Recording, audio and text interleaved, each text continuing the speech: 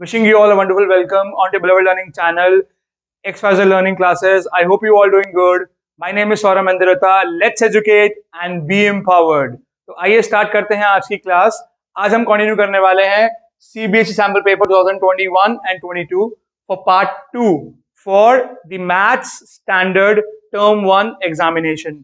तो हम जानते हैं कि पिछली क्लास में हमने पिछले लेक्चर में हमने सेक्शन ए स्टार्ट किया था। सेक्शन ए में हमने क्वेश्चन नंबर 1 से लेके क्वेश्चन नंबर 11 कराया आपको। आई होप कि आप सबने अच्छे से प्रैक्टिस कर लिया होगा। I hope you all are staying healthy and you all are staying studyful. Thank you so much. तो आते हैं, आइए कंटिन्यू करते हैं नेक्स्ट क्वेश्चन से। नेक्स्ट है सेक्शन ए, कंटिन्यू करना है हमें क्वेश्चन नंबर 12 से। तो आइएगा सवाल नंबर 12। सवाल नंबर 12 क्या कह रहा है, ध्यान से देखते हैं। सवाल नंबर 12 कह रहा है if LCM of x and 18 is 36 is equal to 36 and the HCF of x and 18 is equal to 2, then the value of x is, so we have four options, A part, B part, C part and D part। तो चारों में से बताना है कि कौन सा answer हमारा करेक्ट है। तो आइए लिखते हैं। तो हमें क्वेश्चन में क्या दिया है, हमें दिया है क्वेश्चन में LCM कितना दिया है, हमें LCM दिया 36 और HCF कितना दिया है, HCF दिया है 2। It is given above the LCM and HCF of two numbers x and 18।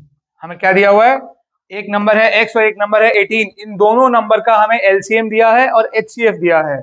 ठीक है, तो हमें निकालना है कि x की वैल्यू क्या आएगी। दो नंबर है हमारे पास, आप जानते हैं अगर नंबर दो होते तो एक को हम A मानते हैं और एक को हम B मानते हैं।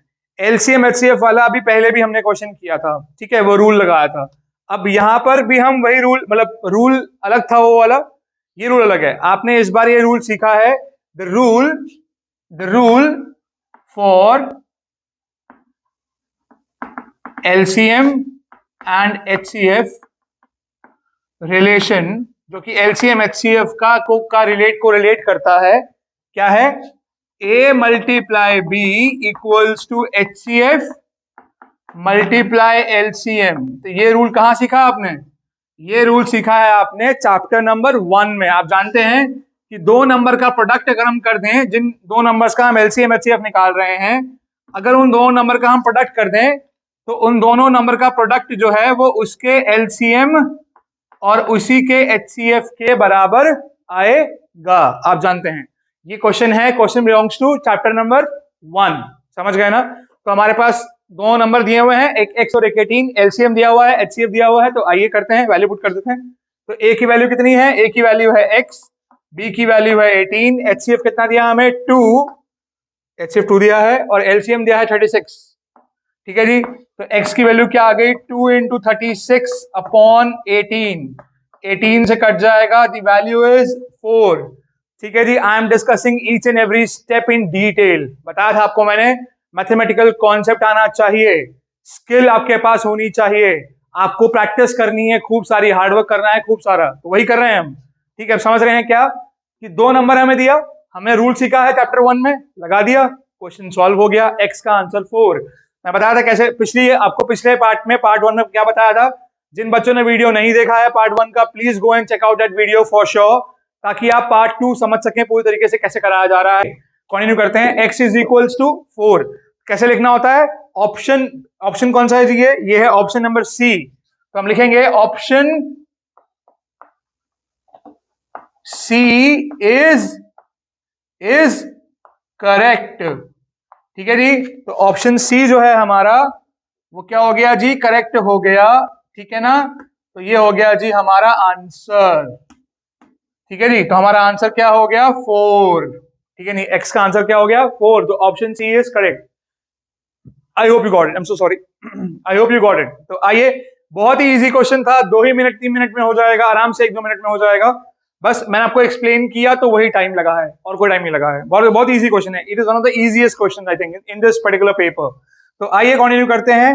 नेक्स्ट इज क्वेश्चन नंबर 13 पे आइए। तो in triangle ABC right angle at B, moving towards next question. तो आइए करते हैं अगला सवाल। नेक्स्ट क्वेश्चन सेज, अगला सवाल है सवाल नंबर 13। क्या कहता है क्वेश्चन 13, आइए देखते हैं। In triangle ABC right angle at B, if tan A is equals to √3, then the value of cos A cos C minus sin A sin C is equals to what? हमें एक expression दिया हुआ है, trigonometric expression दिया है, उसको हमें निकालना है, उसकी वैल्यू निकालने की, उसकी वैल्यू क्या होगी। तो आइए पहले सवाल को देख लेते हैं, सवाल क्या है। तो क्वेश्चन नंबर 13 में हमारे पास क्या कह रहा है वो, it is given a right angle triangle ABC. Okay, तो it is given that triangle ABC is a right angled triangle, ठीक है जी। ओके, जिसमें हमें एंगल B दिया है 90 डिग्रीज पे। ओके जी, मैं आपको यहाँ पे ट्राइंगल बना के दिखाता हूँ कि ट्राइंगल कैसे बनाना है। बहुत सिंपल है, ठीक है जी। वार्निंग, वार्निंग, हाँ जी, वार्निंग क्या है यहाँ पर? वार्निंग ये है कि कोई भी फ्री हैंड ड्राइंग नहीं करेगा। मैंने बताया था पीछे, आपको पीछे पार्ट में बताया, क्या बताया था मैंने? कोई भी फ्री हैंड ड्राइंग नहीं करेगा। आपको प्रॉपर स्केल पेंसिल से बनाना है, प्रॉपर अपने मैथमेटिकल आपके टूल्स या फिर ज्योमेट्रिकल इंस्ट्रूमेंट्स का इस्तेमाल करके आप ड्रॉ करेंगे, ठीक है। एंगल वगैरह तो ऐसे मतलब आप नॉर्मल बना सकते हो, 90 डिग्री बन जाएगा, आपको वो नापने की जरूरत नहीं है। एक straight basically right angle triangle की तरह ड्रॉ करना है, जो कि प्रॉपर स्केल से बनाए आपको अच्छा लगेगा। वैसे ही बना, अच्छा लगेगा की बात नहीं है, जो लॉजिकल तरीका है वैसे ही बनाना है आपको। चलिए, तो it is given that triangle ABC is a right angle triangle, angle B is 90 degree, ठीक है ना, मैं बना दिया। अब tan A इज √3, यहां पर हमारे पास B है, ये मैंने C मान लिया अभी के लिए, एंड दिस इज A। तो इसके अकॉर्डिंग ये कह रहा है tan A is equals to √3, हमें दिया हुआ है tan A is equals to √3। हमें क्वेश्चन में दिया हुआ है tan A is equals to √3। मैं आपको जो स्टेटमेंट लिख रहा हूं, ये स्टेटमेंट आपकी नॉलेज के लिए है। आप सिर्फ इतनी स्टेटमेंट लिख के आ सकते हैं, given triangle ABC angle B is 90, triangle draw कर दीजिए, tan A equals to √3 mention कर दीजिए, इतना काफी है। टाइम बचाने के लिए हम सिंपल स्टेटमेंट मेंशन करेंगे। मैं यहां पर स्टेटमेंट इसलिए लिख रहा हूं ताकि आपको कॉन्सेप्ट समझा सकूं कि क्वेश्चन में क्या दिया हुआ है। तो प्लीज इस चीज का ध्यान रखें आप सभी। ओके, चलिए तो आते हैं। ट्राइंगल एबीसी है हमारे पास, angle B is 90 degree, tan A is √3, clear है। अब हमने देख लिया A यहां पर है, B यहां पर है, C यहां पर है। आप A यहां भी ले सकते हैं, मर्जी है, बट मैंने नीचे लिया तो कन्वीनियंट है। जो हमें वैल्यू रखी है ट्रिग्नोमेट्री की, या हमें कोई क्वेश्चन में एंगल दिया हो, कोशिश करें कि वो आप नीचे लें यहां पर, ताकि हमें जो वैल्यूज लेने में, इसके अकॉर्डिंग साइन कन्वेंशन लेने में, या जो कन्वेंशनल वैल्यू होती है उनको लेने में दिक्कत ना हो। आप जानते हैं कि ट्रिग्नोमेट्री के हिसाब से एंगल ए के ऑपोजिट, एंगल ए के ऑपोजिट क्या होता है? जो एंगल होता है उसके ऑपोजिट क्या होता है? परपेंडिकुलर। आप जानते हैं ये बात। इसके साथ वाला क्या होता है? एडजेसेंट कहते हैं वैसे उसको, कोई बात नहीं। तो बेसिकली इट्स परपेंडिकुलर। ये हमारा क्या हो गया? दिस इज द बेस, ये एडजेसेंट, कोई बात नहीं। तो ये परपेंडिकुलर, ये बेस, और ये क्या होगा? ये होगा हाइपोटेन्यूस। जानते हैं ना आप, 90 के ऑपोजिट हमेशा क्या होता है? हाइपोटेन्यूस। ये बेस और ये परपेंडिकुलर। आपको एंगल ये दिया है, ट्रिग्नोमेट्रिक वैल्यू उसकी दी है tan A इक्वल्स टू √3। तो इसके ऑपोजिट परपेंडिकुलर हो गया, बेस हो गया, हाइपोटेन्यूस हो गया। ये सीख लीजिए, बहुत बेसिक कॉन्सेप्ट है, ये आपको आना ही चाहिए, क्योंकि ये कहीं पर भी काम आ सकता है, ठीक है जी। आइए आते हैं आगे। Now we need to find the value of, now we need to find the value of, हमें क्वेश्चन में क्या दिया हुआ है? हमें वैल्यू फाइंड करनी है, किसकी वैल्यू फाइंड करनी है? cos A dot cos C, okay, cos A dot cos C minus sin A dot sin C। Question को ध्यान से देखना है, क्वेश्चन को ध्यान से पढ़ना है, सवाल को ढंग से पढ़ना है आपको। जितनी आप प्रैक्टिस करेंगे उतना आसानी से आप सवाल को रीड कर पाएंगे और सवाल को समझ पाएंगे कि उसमें क्या दिया है, ठीक है ना। तो cos A dot cos C minus sin A dot sin C हमें फाइंड करना है, is equals to question mark. इसकी वैल्यू हमें फाइंड करनी है, ये हमारा पूरा स्टेटमेंट है, पूरा एक्सप्रेशन है, ठीक है जी। इसकी वैल्यू हमें फाइंड आउट करनी है। Okay, are you clear everyone? अभी की बताया कि cos A cos C आपको फाइंड आउट करना है, cos A dot cos C minus sin A dot sin C। तो आइए करते हैं फाइंड आउट। तो पहले हमें दिख रहा है यहाँ पे tan A is equal to क्या है, √3, ये हमें दिया हुआ है क्वेश्चन में। पहले हम ये समझ लें कि tan A क्या होता है। मतलब हमें जो क्वेश्चन में दिया हुआ है, this question is about trigonometric functions and trigonometric ratios belonging to chapter number 8, जो कि बहुत ही इंपॉर्टेंट चैप्टर है। सबसे पहले मैं आपको हल्का सा हिंट दे रहा हूं कि ट्रिग्नोमेट्रिक फंक्शन एक्चुअली में होते क्या हैं, बिकॉज अगर आपको यही नहीं पता होगा कि ट्रिग्नोमेट्रिक फंक्शन क्या होते हैं तो कैसे हम करेंगे क्वेश्चन को आगे। तो tan A लिखा हो या फिर लिखा हो tan x, तो हमारा यहां पर ये क्या हुआ, इसको बोलते हैं वेरिएबल। ये वेरिएबल कौन सा होता है, ये होता है फंक्शनल वेरिएबल। मैं इसको फंक्शनल वेरिएबल कहता हूं, आप इसको वेरिएबल भी कह सकते हैं, कोई बात नहीं। हमारी टीचिंग्स में जो मैंने आपको पढ़ाया है, बताया है आपको, क्लासेस में समझाता हूं आपको मैं अच्छे से, कि mathematics has two main pillars. The first pillar is the number system and the second pillar is the algebra. The two fundamental functions, you can say, I am so sorry, the two fundamental pillars and fundamental functions क्या होते हैं मैं आपको बताऊंगा अभी। तो fundamental pillars क्या है हमारे, एक अलजेब्रा और एक नंबर सिस्टम, एक नंबर सिस्टम और एक अलजेब्रा। पूरी मैथमेटिक्स उठा लीजिए आप, कोई भी क्लास की, 9th की, 10th की, 11th की, 12th की और आगे, तो आपको दो चीजें आनी चाहिए, एक नंबर सिस्टम और एक अलजेब्रा। अगर ये दो चीजें आपको अच्छे से आती हैं तो आपको मैथमेटिक्स समझने में कभी दिक्कत नहीं होगी। तो ध्यान से देखिए, tan x या tan a, यहाँ पर a क्या है, x क्या है, x और a क्या है, फंक्शनल वेरिएबल। जो वेरिएबल किस पे, जो tan की वैल्यू है वो x पर डिपेंड कर रही है, जिससे कि इसने पूरा एक फंक्शन क्रिएट कर दिया tan x। तो यहां पर फंक्शन क्या हो गया, y is equal to tan x degree. आपको समझा रहा हूं कि फंक्शन कैसे आया ये, ठीक है। अब ये tan x, tan का फुल फॉर्म जानते हैं आप क्या होता है, टेंजेंट, जानते हैं ना। तो tangent value at angle x degree या एंगल a डिग्री, एक ही बात है। तो ये आपका मेन फंक्शनैलिटी है जो समझना है आपको। क्या समझना है कि tan की वैल्यू एक्चुअली में क्या होती है, मीनिंग क्या होता है इसका। अब ये फंक्शन जो है, मैथमेटिक्स जब डेवलप हुआ तो उसमें ये फंक्शन क्रिएट हुआ। ये फंक्शन क्रिएट क्यों हुआ, बिकॉज जब ट्रायंगल को हम ध्यान से देखेंगे, आप ट्रायंगल को ध्यान से देखिए, तो ट्रायंगल में हमारे पास 3 साइड्स हैं और 3 एंगल हैं। ट्रायंगल में हमारे पास 3 ही साइड होती हैं और 3 ही एंगल होते हैं। तो क्या हुआ, रिलेशन जब देखा गया, जब रिलेशन बनाया गया तो क्या देखा गया कि tan A का रिलेशन जो है वो है परपेंडिकुलर बाय बेस के हिसाब से। इसके अकॉर्डिंगली 6 फंक्शंस पॉसिबल हैं। आपके सामने 3 लिखे हैं, साइन लिखा, कॉस लिखा है और tan लिखा है। ये 3 ही मेन है, आप जानते हैं, sine cos tan, sine theta cos theta और tan theta, sine X cos X और टैन एक्स, एक ही बात है। तो बेसिकली टैन एक्स एक सिंगल आइडेंटिटी है, सिंगल इसकी आइडेंटिटी है, ये सिंगल वैल्यू है, ध्यान रखना। टैन और एक्स अलग अलग नहीं है। टैन एक्स का मतलब, ये क्वेश्चन सीबीएसई में पूछा जाता है और एनसीईआरटी में दिया हुआ है, बहुत सिंपल दिया हुआ है कि टैन एक्स का मतलब टैन मल्टीप्लाई एक्स नहीं होता। मैं दोबारा लिख रहा हूं यहां पर, एक सेकंड दीजिएगा, सो सॉरी। टैन एक्स का मतलब जो है वो टैन मल्टीप्लाई एक्स नहीं होता। टैन एक्स का मतलब टैन मल्टीप्लाई एक्स नहीं होता, ये ध्यान रखिएगा बात।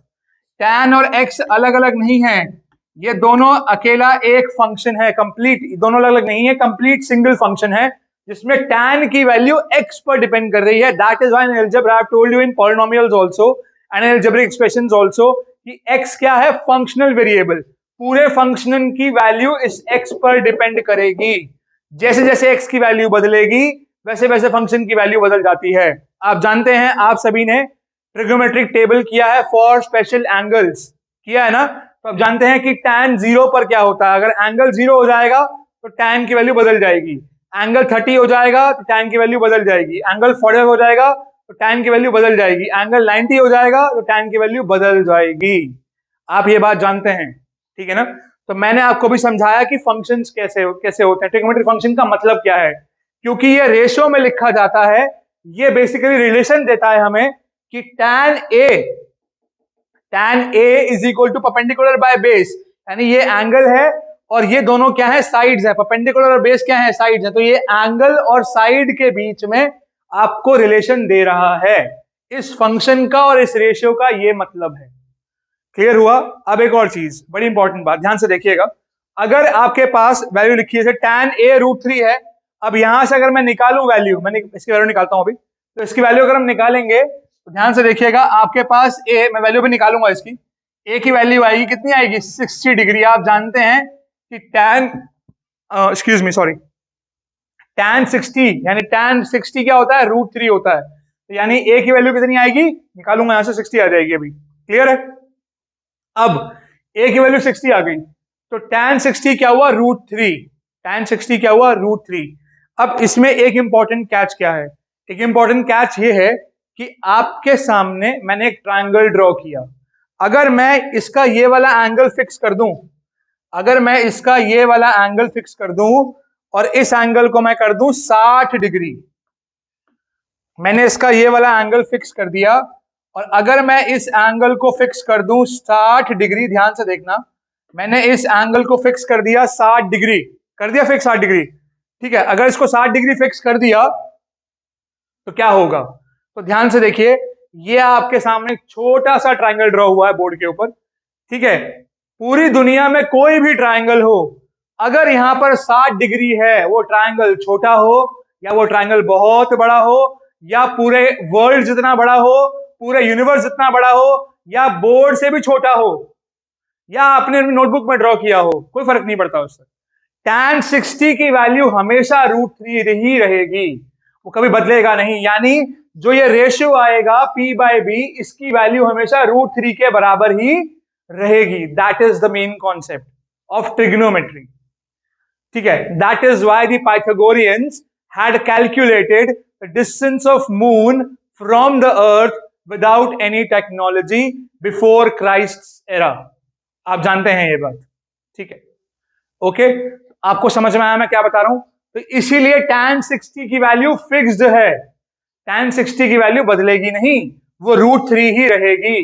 कोई भी ट्रायंगल हो, आप बताइए, अगर आपको एरिया ऑफ ट्रायंगल निकालना हो, ट्रायंगल छोटा हो कॉपी में ड्रॉ किया, या इस इतना बड़ा हो, या पूरे बोर्ड जितना बड़ा हो, कुछ भी हो, तो उसका एरिया क्या फिक्स होता है कि नहीं। एरिया का फॉर्मूला क्या लगाते हो आप, half into base into height. Area of triangle कहीं पर भी निकालना हो, वो ट्रायंगल छोटा हो या बड़ा हो, एरिया ऑफ ट्रायंगल का फॉर्मूला तो वही रहेगा, half into base into height. Again the algebra is coming, ठीक है। Here also we have the trigonometric function. अगर इसकी वैल्यू 60 पर फिक्स हो जाती है तो वो हमेशा √3 ही रहेगी। That is the main thing of the trigonometric functions and ratios.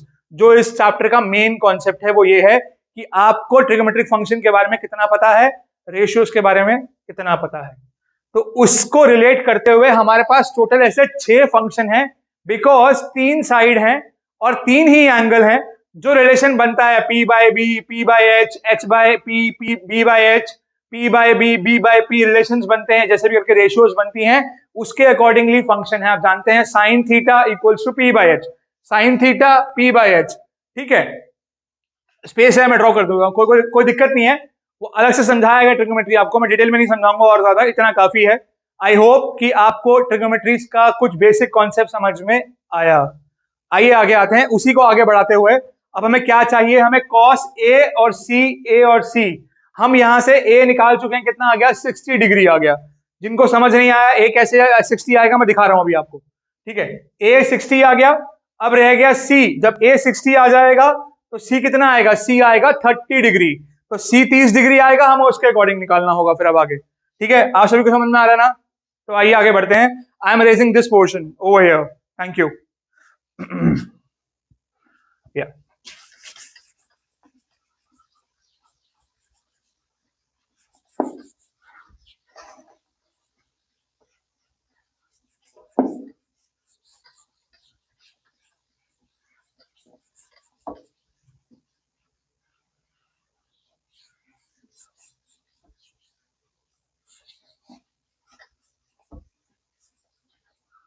सो हमने क्या देखा कि हमारा tan a जो है वो a से 60 कैसे आएगा, ध्यान से देखिए। तो tan a की वैल्यू है √3, सही है। हम जानते हैं from the trigonometric table, please उसको अच्छे से लर्न कीजिएगा फ्रॉम द एनसीईआरटी। आपको टेबल बहुत अच्छे से लर्न करना है, एनसीईआरटी को ढंग से पढ़ना है, अच्छे से पढ़िए, ठीक है। एनसीईआरटी के सारे क्वेश्चंस को सॉल्व करने की कोशिश कीजिए। tan a equals to √3, tan a is equals to √3 कितने पे होता है, tan 60 पे होता है, आप जानते हैं। मैंने अभी पीछे अभी क्वेश्चन किया, मैं दिखाता हूं आपको, वो मुझे अभी एकदम से ध्यान आया जस्ट अभी मैंने क्या किया था, मैंने किया था x इज इक्वल्स टू क्या था, that value was 36 into 2 divided by 18। मैंने ऐसे किया था, मैंने कहा था कि हम कट कर रहे हैं ऊपर नीचे। ये कट करना नहीं होता, इसको फैक्टराइज करना कहते हैं actually. Cutting is no term in mathematics, ठीक है। इसको फैक्टराइज करना कहते हैं। फैक्टराइज कैसे डिटेल में नहीं समझा रहा। 36 का एलसीएम 36 का फैक्टराइजेशन लिखोगे, इसका फैक्टराइजेशन लिखोगे, वो उसको डिवाइड करेगा एक दूसरे को। बेसिकली इसका मतलब है डिवीजन कर रहे हैं हम। It's not cutting, it's factorisation actually. Now same here कि tan ऐसे tan कट नहीं करना, ठीक है। आप कट करके दिखा सकते हो, अलाउड है, कोई प्रॉब्लम नहीं है, लेकिन एक्चुअल लॉजिक क्या है देखिए।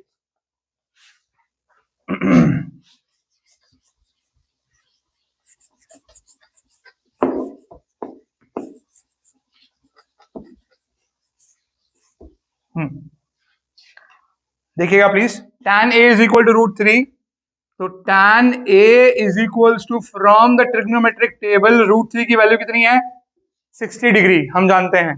अब a कितना आ गया, 60 आ गया। तो बेसिकली करना ये होता है, we can write it by comparing left hand side and right hand side either. और एक्चुअली में इसके पीछे लॉजिक क्या है, हमें tan इनवर्स लेना होता है। लॉजिक ये है कि आपको इसके बराबर में, आपको इनवर्स, बिकॉज आपके सिलेबस में इनवर्स फंक्शन नहीं है, जो कि आप 11th स्टैंडर्ड से सीखेंगे आगे हायर क्लासेस में, आपके सिलेबस में नहीं है, कोई बात नहीं। तो आप इनवर्स मत लीजिएगा प्लीज, ठीक है। तो आप लिखिएगा comparing LHS and RHS, better word है कंपेयरिंग एलएचएस एंड आरएचएस को कंपेयर कर रहे हैं हम, ठीक है। नहीं तो ए की वैल्यू कितनी आ गई जी, तो ए की वैल्यू आ गई मेरे पास 60। जब ए की वैल्यू 60 आ गई, हम जानते हैं angle A and angle C, यहां पर हम जानते हैं एंगल ए और एंगल सी क्या है, कॉम्प्लीमेंट्री। तो लिख देंगे therefore angle C is equals to कितना आ जाएगा, 30 डिग्री आ जाएगा, since they both are complementary, ठीक है ना। दोनों एंगल क्या है, कॉम्प्लीमेंट्री। आप लिख सकते हैं यहां पर ऊपर, इसके बाद लिख सकते हैं आप since angle A plus angle C is equal to 90 degree. तो यहां से हमने सी निकाल लिया, कितना आ गया बेटा, 30 डिग्री आ गया बच्चों। क्लियर है सबको अच्छे से, हाँ जी। प्लीज वीडियो को शेयर करना है, केयर करना है, because caring is sharing, sharing is caring. Thank you. ताकि ज्यादा सारा स्टूडेंट्स तक पहुंच सके हमारी वीडियो, और हम कॉन्सेप्ट सिखा रहे हैं ताकि आपको भी फायदा हो, आपके फ्रेंड्स को फायदा हो, आपके क्लासमेट्स को फायदा हो। तो प्लीज, ठीक है, आप वीडियो आगे आगे आगे पहुंचाइए और खुद भी इसको अच्छे से देखिए, ठीक है ना। प्लीज कंप्लीटली देखिएगा, क्योंकि सोल्यूशन हम समझा रहे हैं एक एक करके। ओके, आइए बढ़ते हैं आगे। आई hope you liking it for sure, thank you. हाँ जी, आगे आते हैं। तो ए कितना आया 60, सी कितना आया 30, आ गया है। क्वेश्चन डन हो गया, आपको कुछ करना भी नहीं है, बस क्या करना है, जहां पे ए लिखा है वहां 60 पुट करेंगे, जहां सी लिखा है 30 पुट करेंगे, ए लिखा है 60 करेंगे, सी लिखा है 30 करेंगे, वैल्यूज पुट कर देनी है और इसका आंसर आ जाएगा। अब हमारे सामने आ जाएगा ना, हम ए निकाल चुके हैं, हम सी निकाल चुके हैं, वैल्यूज पुट कर देंगे यहां पर। ओके गाइज, कर दूं, आगे कर दूं, चलो कर देता हूं आपके लिए, फिर भी अब तो आसान हो गया है ना, हो गया ना इजी, हमारा काम ही यही है, आपके लिए आसान बनाना।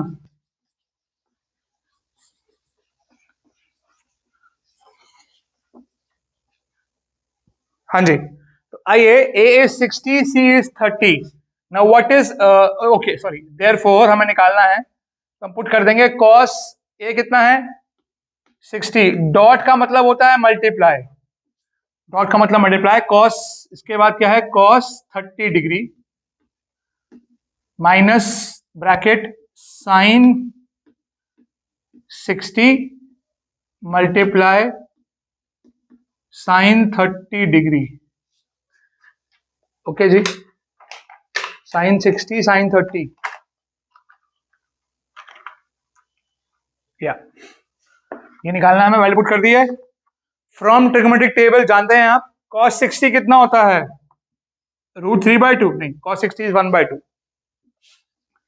cos 60 is 1/2, cos 30 is √3/2, sin 60 is √3/2, multiply sin 30 is 1/2। आप देख सकते हैं ये वैल्यू और ये वैल्यू एग्जैक्टली सेम आ रही है, ये वैल्यू और ये वैल्यू एग्जैक्टली सेम आ रही है, दोनों आइडेंटिकल वैल्यूज आ रही हैं।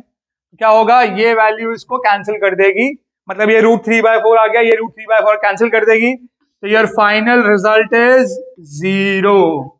तो आपका रिजल्ट क्या आ गया जी, 0 आ गया आपका आंसर। तो ये हो गया जी आपका आंसर, ये आपका आंसर हो गया फाइनल, ठीक है ना। तो 0 क्या है, option B, option B is correct, आपको ये लिख के आना है, जानते हैं आप। तो आइए बढ़ते हैं आगे सवाल नंबर 14 पर।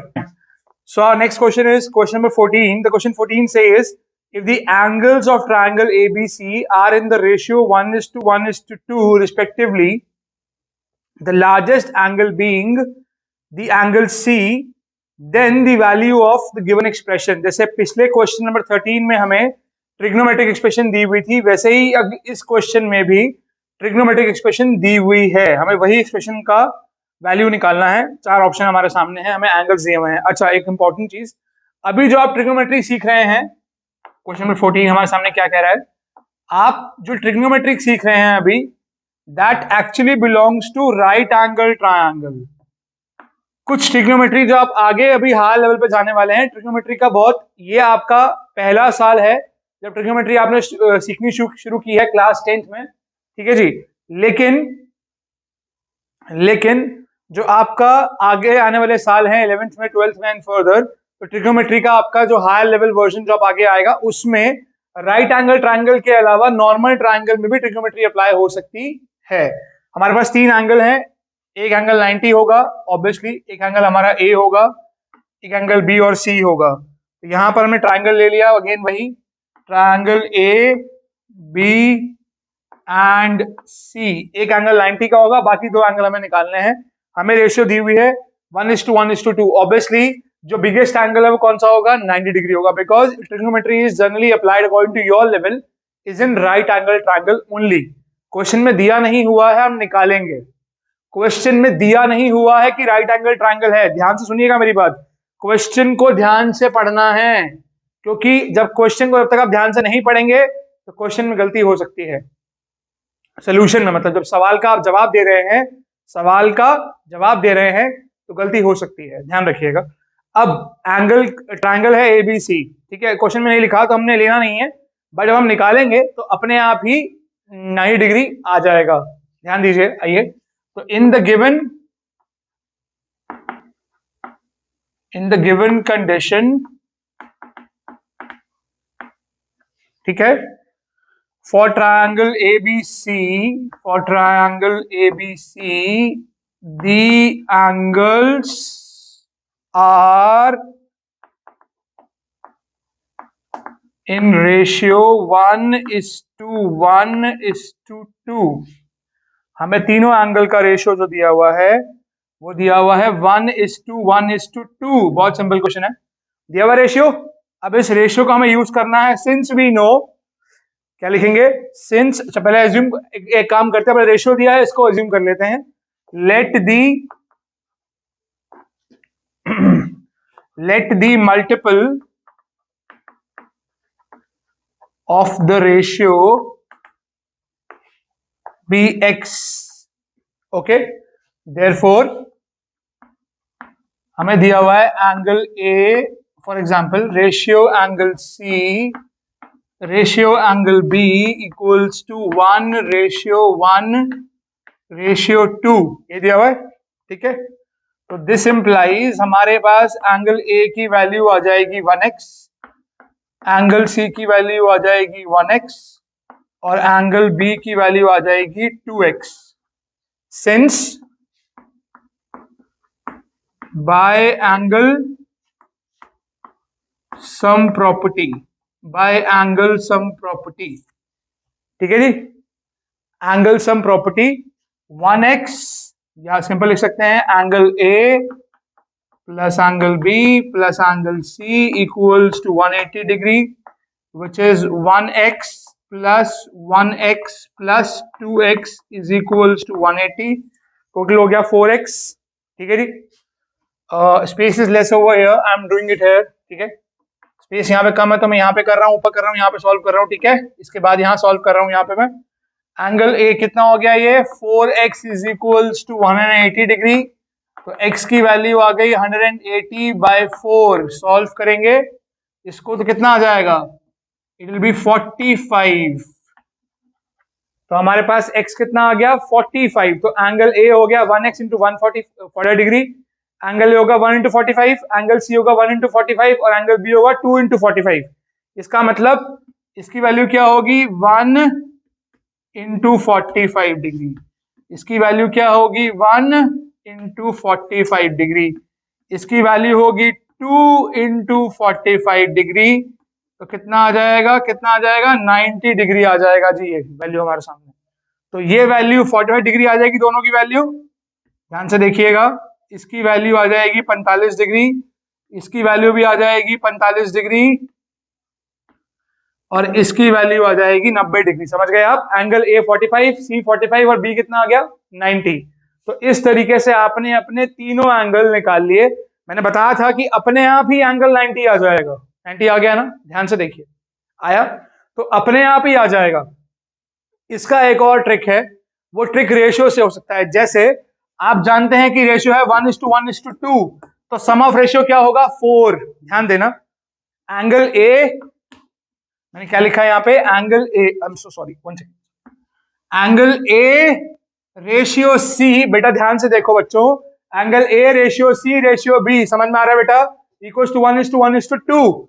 टोटल रेशियो कितना होगा 4। अगर आपको ऐसे नहीं करना, आपको जैसे मैंने कराया ऐसे भी कर सकते हैं, बहुत सिंपल तरीका था, आपको समझ में आ गया, लॉजिक लगा के मैं आराम से कर दिया। मेरे पास एंगल ए आ गया, एंगल सी आ गया। जैसे ही एंगल आ गया, हमने क्वेश्चन नंबर 13 में भी वही किया था, वैल्यू डाल देंगे ट्रिग्नोमेट्री की, वही हमें यहाँ पर भी डालनी है, अभी दिखाता हूँ, वो भी करते हैं अभी आगे।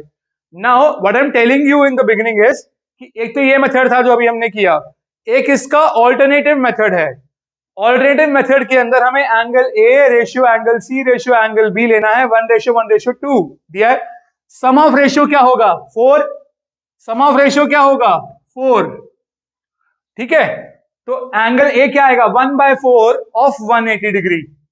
सम ऑफ रेशियो टोटल कितना आएगा 180, बिकॉज सारे एंगल का सम ले लेंगे तो 180 आएगा। इसका मतलब अगर हम ध्यान से देखें, सॉरी, अगर हम ध्यान से देखें तो क्या होगा, ध्यान से देखें तो क्या होगा 1:4, 1:4, 1/4 into 180 is angle A, 1/4 of 180 is angle C, 2/4 of 180 is angle B। समझ में आया, दोबारा से सुनिएगा मेरी बात, एंगल ए सी और बी, आपकी मर्जी, आप एबीसी ले लो, मुझे कोई दिक्कत नहीं है। फिर जो 90 आएगा वो यहां लिखना है, बस आपकी मर्जी है, आप ए बी सी जैसे मर्जी लीजिए, कोई प्रॉब्लम नहीं आएगी, बट जो 90 आएगा उसका आपने ध्यान रखना है। ठीक है, ओके, यहाँ पे क्वेश्चन में मेंशन नहीं है। अच्छा, लार्जेस्ट एंगल बीइंग सी है, आई एम सो सॉरी, मैंने एक मिस्टेक कर दी है, मैंने छोटी सी मिस्टेक कर दी है, ये ऐसी गलती हो सकती है, आपसे भी हो सकती है, मुझसे भी हुई है, मैं गलती कर दी, यहाँ पे ध्यान से देखिएगा, चेंजेस कर रहा हूं मैं, I have done a small mistake, I am so sorry guys, एक सेकंड रुकना, बस हो गया। हाँ, मैंने अभी दोबारा क्वेश्चन को दोबारा देखा, मैंने क्या कहा था, reading of question is very very important, ऐसी गलती हो जाती है हमसे। हाँ जी, angle B ratio angle C होगा, रेशियो एंगल सी होगा, ध्यान से देखना। तो इसका मतलब ये हो गया, दोबारा से मैं लिख रहा हूं 1:1:2, क्वेश्चन में लिखा है सी बिगेस्ट होगा, तो यहां पर आएगा सी, यहां पर आएगा ए और यहां पे आएगा बी। ध्यान से देखिए, मैं दोबारा बोल रहा हूं, angle C is biggest, question में लिखा है, तो सी 90, बी और ए, मैंने क्वेश्चन को दोबारा देखा, अभी मैंने ब्रैकेट में लिखा था, मिस कर दिया, largest angle is angle C, ये मेंशन है। दोबारा देखिए, क्वेश्चन क्लियर है, क्वेश्चन वही है, तरीका वही है, सिस्टम वही है, बस वैल्यू बदल दी, बस इसकी प्लेस बदल गई, बिकॉज यहाँ पे सी की जगह मैंने क्या बताया था, जो भी आएगा यहाँ पे लिखना है, 90 जो भी बिगर आएगा वो यहाँ लिखना होगा, बस समझ में आ गया ना। तो A ratio B ratio C ले लिया 1:1:2। अब ए 1x हो गया अब उल्टा हो जाएगा, जो c है वो हो जाएगा आपका 2x, जो c है ये हो जाएगा आपका 2x, जो c है दिस इज 2x, ओके। और जो a है, जो b है वो हो जाएगा 1x, ठीक है ना। तो b की वैल्यू हो गई, वो कोई बात नहीं, सम कर रहे हैं, सम में तो लिख सकते हैं, जब सम कर रहे हैं तो कुछ भी लिख सकते हैं आगे पीछे, कोई दिक्कत नहीं, ठीक लिखा है ये, ठीक है, कंफर्टेबल है, ओके। 180 ये निकाला, कितना आ गया, x तो 45 ही आएगा, सही है, सही निकाला हुआ है, बस इसकी जगह पर वो लिखना था हमको। अब देखिए आगे, इसको भी रेस कर देते हैं, तो a और c की जगह गड़बड़, a b और c की जगह चेंज कर देंगे हम, ठीक है जी। अब ध्यान से देखिएगा, आई am doing changes over here, property, okay, ठीक है जी। हाँ, क्या है 1x, ये 1x आ गया, अब ये 2x आ गया ना, तो ये वैल्यू हो जाएगी आपकी 2 मल्टीप्लाई 45, ये हो जाएगी जी 90 डिग्री वैल्यू, ये हो जाएगी 1 मल्टीप्लाई 45, तो ये तो 45 ही आएगा, आई एम सो सॉरी, सॉरी या ओके, ये 1 मल्टीप्लाई 45, तो ये भी 45 ही आएगा, क्लियर हो गया आपको, ये 45 आया, ये 90 आया, ये 45 आ गया, समझ में आ गया ना, 45 45 सॉरी, ये 90 आ जाएगा और बी 45 आ जाएगा, ठीक है। तो ए बी सी निकल गया। अब ध्यान से देखिए, मैंने क्या बता रहा था, रेशियो के बारे में बता रहा था आपको मैं, तो एक तो इस तरीके से कर सकते हैं आप, रेशियो का तरीका क्या है, मैंने बताया, टोटल ऑफ रेशियो निकाल लिया, 4 आ गया, तो 1/4 is angle A, 1/4 of 180, 1/4 of 180 is angle A, 1/4 of 180 is angle B and 2/4 of 180 is angle C। आप उस तरीके से भी एंगल A, एंगल B और एंगल C निकाल सकते हैं, वो भी तरीका सही है, ठीक है। जिन बच्चों ने उस तरीके से किया है, the other method is also correct. आपका मैथमेटिकल लॉजिक सही होना चाहिए, जब तक 100% मैथमेटिकल लॉजिक फॉलो नहीं होगा तब तक आपका सोल्यूशन सही नहीं आ सकता। एग्जाम में सोल्यूशन नहीं दिया होगा, कॉन्फिडेंस आपके अंदर से होना चाहिए कि आप सही कर रहे हैं, सही मैथमेटिकल लॉजिक फॉलो कर रहे हैं, तो हमेशा 100% बच्चों, हमेशा आंसर आपका सही आएगा, कभी आंसर गलत आ ही नहीं सकता, ये बात ध्यान रखिए, ठीक है ना। प्रैक्टिस कीजिए, प्रॉपर्टी सीखिए, ठीक है। क्वेश्चन को ध्यान से पढ़ना है। अभी देखिए, अभी देखा आपने क्या हुआ, ठीक है, कोई बात नहीं। Angle C, we have corrected our mistake, the people who correct their mistake are good people. आ जाओ, तो सी हो गया, ए हो गया, बी हो गया, क्लियर है यहां तक, ओके। तो आपके पास मैंने रेशियो के अकॉर्डिंग भी समझा दिया आपको कैसे करना है। 1/4 of 180 is angle A, 1/4 of 180 is angle B, 2/4 of 180 is angle C, उससे भी कर सकते हैं, ओके। क्लियर है, करके दिखा दूं, जरूरत नहीं, आप ट्राई करना, हो जाएगा, उससे भी ट्राई कर सकते हैं, ठीक है ना। एंगल्स आ गए, अब बस हमें ट्रिग्नोमेट्रिक वैल्यूज निकालनी है, इतना आसान है। आइए, तो हमारा एक्सप्रेशन क्या है वो देख लेते हैं। I am arranging this portion over here, या ये भी मिटा सकते हैं, कोई बात नहीं, ये मिटा देते हैं, एक ही बात है। तो I am arranging this portion over here, ठीक है ना। आ जाओ बेटा जल्दी, नेक्स्ट स्टेप पे बढ़ते हैं आगे।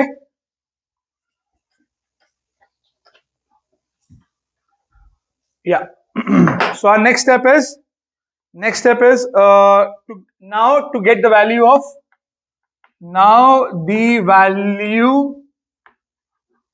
of किसकी निकालनी है हमें, sec A, क्वेश्चन में दिया है sec A by cosec B minus tan A by cot B, इसकी वैल्यू हमें निकालनी है। sec A मतलब क्या हो गया, sec 45, sec B क्या हो गया, सॉरी cosec B क्या हो गया, cosec 45, A भी 45 आया, B भी 45 आया, ध्यान से देखिए, ठीक है ना। tan A, तो tan क्या हुआ, tan 45, और tan cot B, B cot 45। तो if you check out, if you might remember, please recall and learn the trigonometric table as I told you earlier। अब ये क्वेश्चन देख रहे हैं आप कैसे है, ये क्वेश्चन एक तरीके से मिक्सचर है, इसमें ट्रिगोमेट्रिक फंक्शन भी हम लगा रहे हैं, ट्रिगोमेट्रिक फंक्शन की वैल्यू भी लगा रहे हैं, ठीक है। जो हमारा स्पेशल एंगल वाला टेबल है, ट्रिगोमेट्रिक टेबल है, उसको यूज कर रहे हैं, ठीक है। फिर हमने इसमें कुछ ज्योमेट्रिकल स्किल्स का भी इस्तेमाल किया, आप देख रहे हैं, हम इसमें रेशियो की स्किल्स का भी इस्तेमाल कर सकते हैं। तो ये इस तरीके के क्वेश्चन एग्जाम में आते हैं, ये वाला क्वेश्चन इंपॉर्टेंट है, क्वेश्चन नंबर 14 इज इंपॉर्टेंट। ऐसे क्वेश्चन एग्जाम में जरूर आते हैं जिसमें आपको मैथमेटिकल स्किल्स, कॉन्सेप्चुअल लर्निंग का इस्तेमाल करना होगा। आप समझ रहे हैं मेरा पॉइंट। आइए अगले स्टेप पे बढ़ते हैं। सेक 45, हाँ जी, कॉसेक सेक किसका उल्टा होता है, कॉस का, तो कॉस 45 कितना होता है, cos sine cos tan learn है, आपको दिक्कत नहीं होगी। कॉस 45 इज 1/√2, सेक 45 इज √2 आ गया अपॉन में, because sec is inverse of cos, yes okay.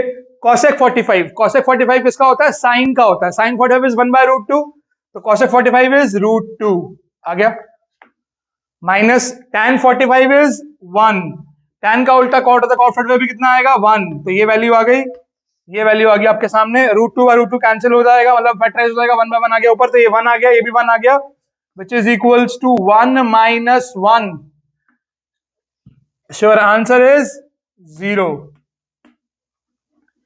तो आपका फाइनल आंसर क्या आ गया, दोबारा से 0, ठीक है। इस क्वेश्चन का आंसर भी क्या आया, 0। कौन सा ऑप्शन है, option A is correct for this question also.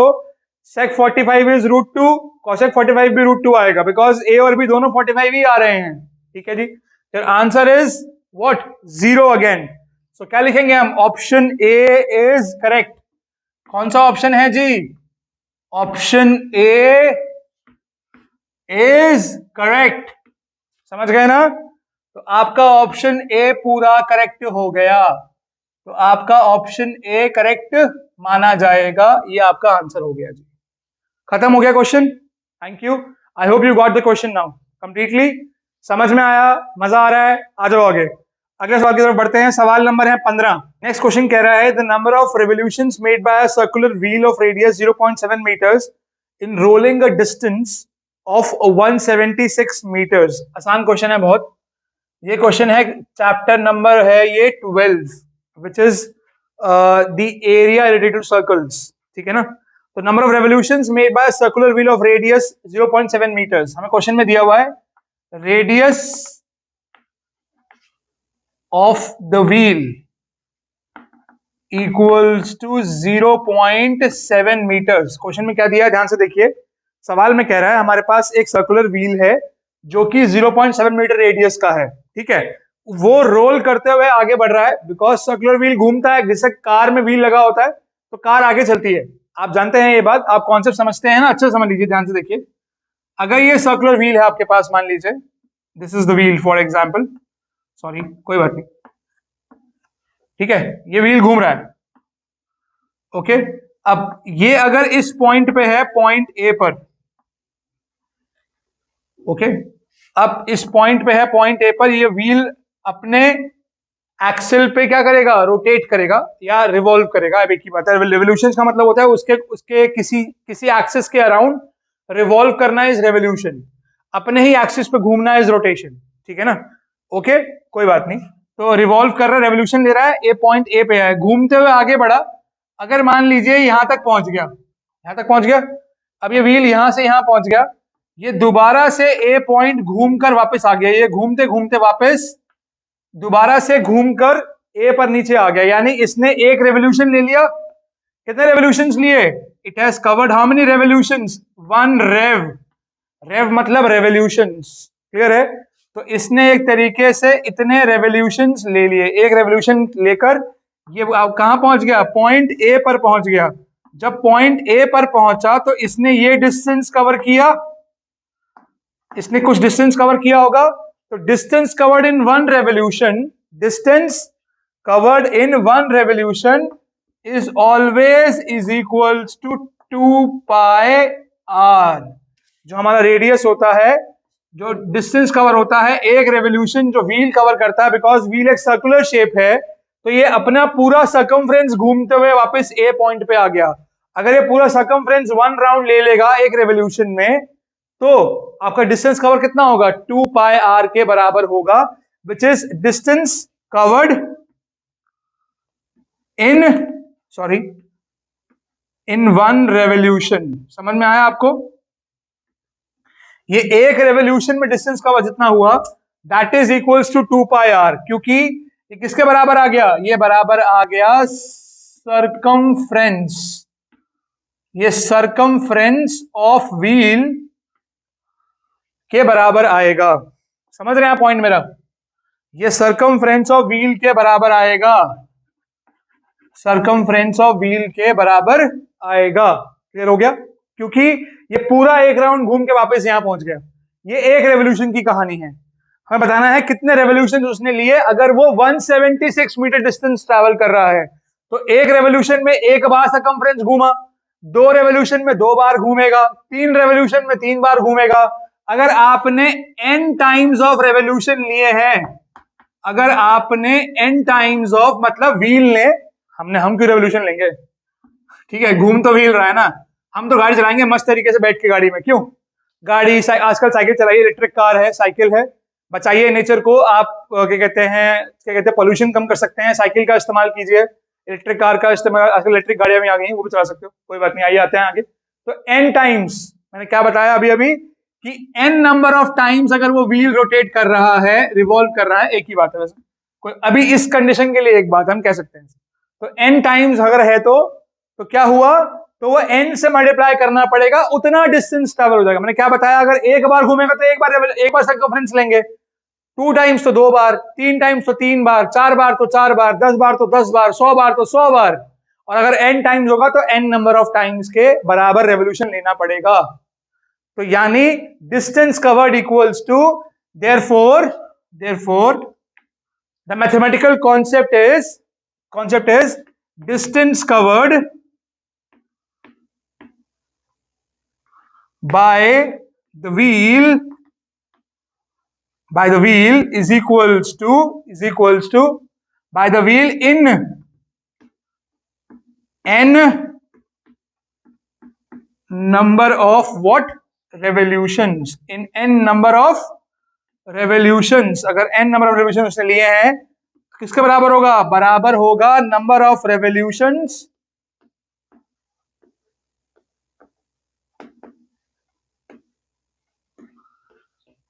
Into में क्या? इनटू में सर्कमफ्रेंस ऑफ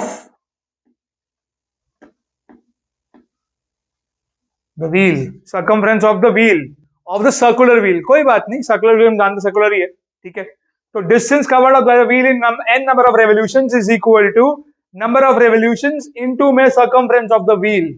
समझ गए ना अब आप?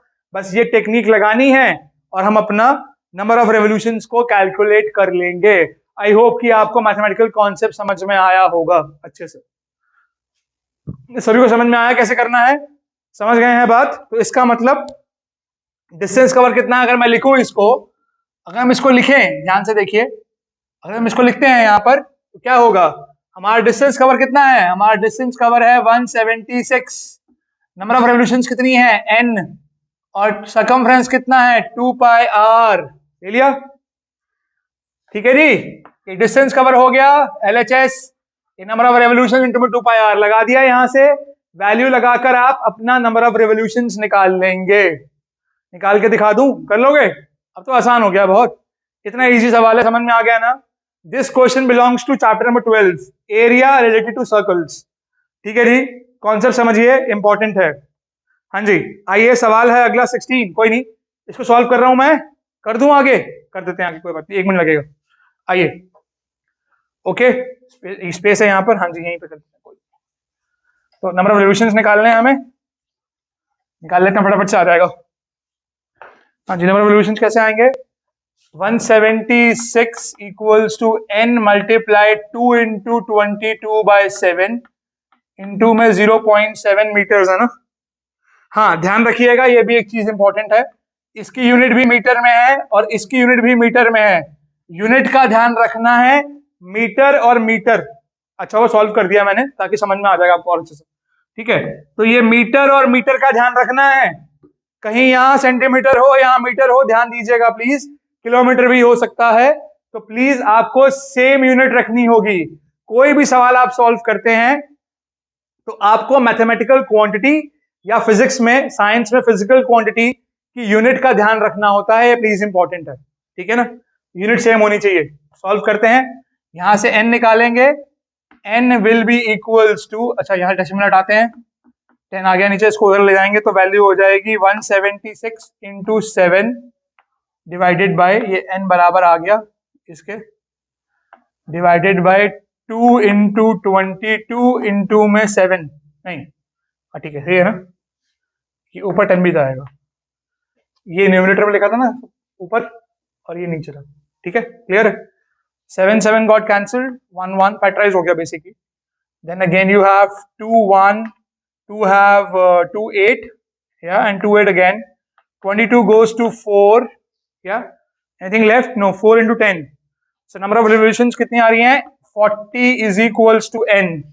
तो हमारे पास n की वैल्यू कितनी आ गई जी? n की वैल्यू आ गई 40। ये हो गया जी हमारा आंसर, n हो गया जी 40। तो इस option D is correct. n कितना आ गया जी? 40 आ गया। चेक कर लीजिए, चेक कर लेते हैं, सेम है, ऊपर ले गए 176 77, ओके 2, या okay okay okay okay fine, everything is correct, perfect.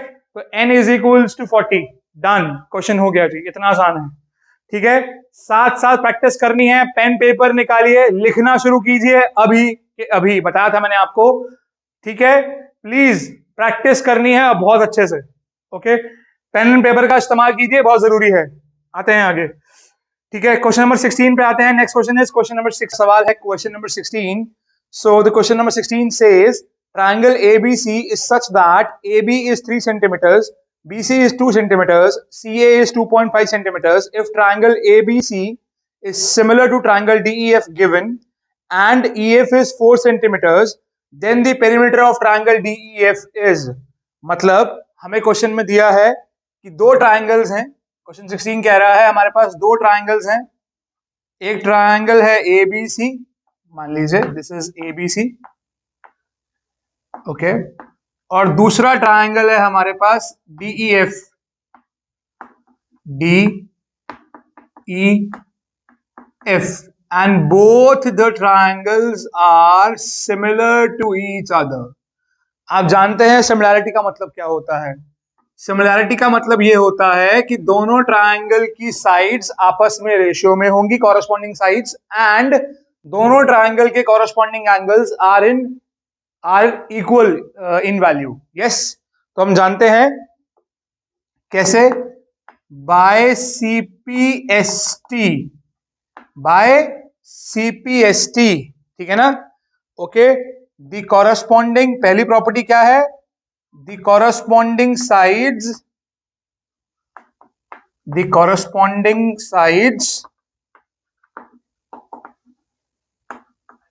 of the similar triangles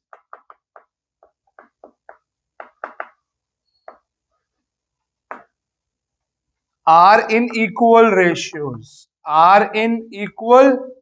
ratios, हम जानते हैं कि कॉरस्पॉन्डिंग साइड्स जो होगी वो सिमिलर ट्रायंगल्स की वो इक्वल रेशियोज में होती है, हम ये बात जानते हैं ना बात ये। तो ये हमारी पहली स्टार प्रॉपर्टी हो गई, जो कि दो सिमिलर ट्रायंगल अगर हमारे सामने हैं, अगर दो सिमिलर ट्रायंगल हमारे सामने हैं तो उसकी उनमें दो प्रॉपर्टी मैच करेंगी। क्या मैच करेंगी? कि इनकी साइड्स जो होंगी कॉरस्पॉन्डिंग वो रेशियो में होगी, ठीक है, and the corresponding angles are equal,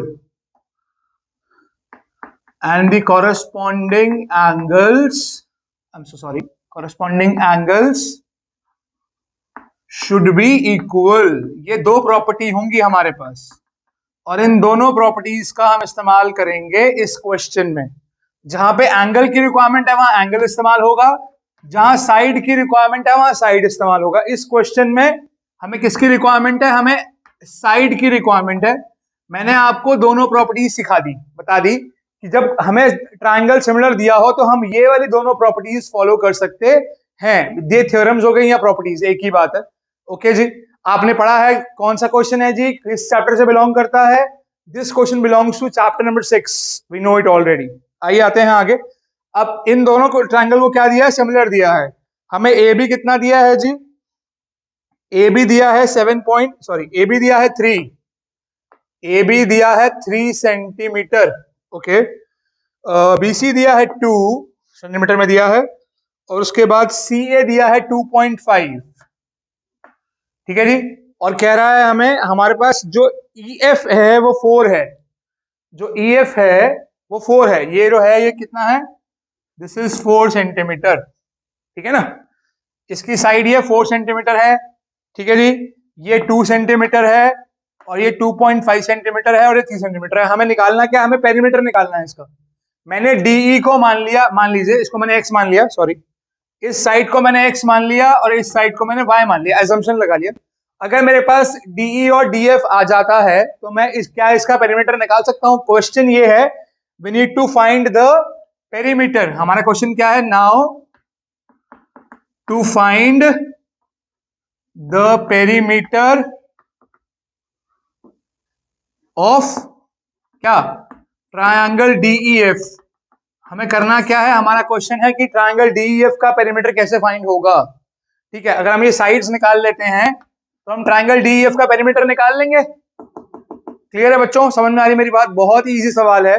आप जानते हो साइड कैसे निकलेगी, ये साइड इसके कॉरस्पॉन्डिंग होगी, ये साइड इसके कॉरस्पॉन्डिंग होगी, ये साइड इसके कॉरस्पॉन्डिंग होगी। क्यों? क्योंकि हमें दिया है since triangle ABC is similar to triangle DEF। हमें क्वेश्चन में दिया हुआ है triangle ABC is similar to triangle DEF। हमें क्वेश्चन में दिया हुआ है, इसका मतलब जो कॉरस्पॉन्डिंग साइड्स हैं वो रेशियो में होंगी। AB के कॉरस्पॉन्ड क्या होगा, DE। बच्चों ये बहुत इंपॉर्टेंट है, ध्यान से सुनना। AB के कॉरस्पॉन्ड क्या होगा, DE। ऐसे ही BC कॉरस्पॉन्डिंग क्या होगा, EF।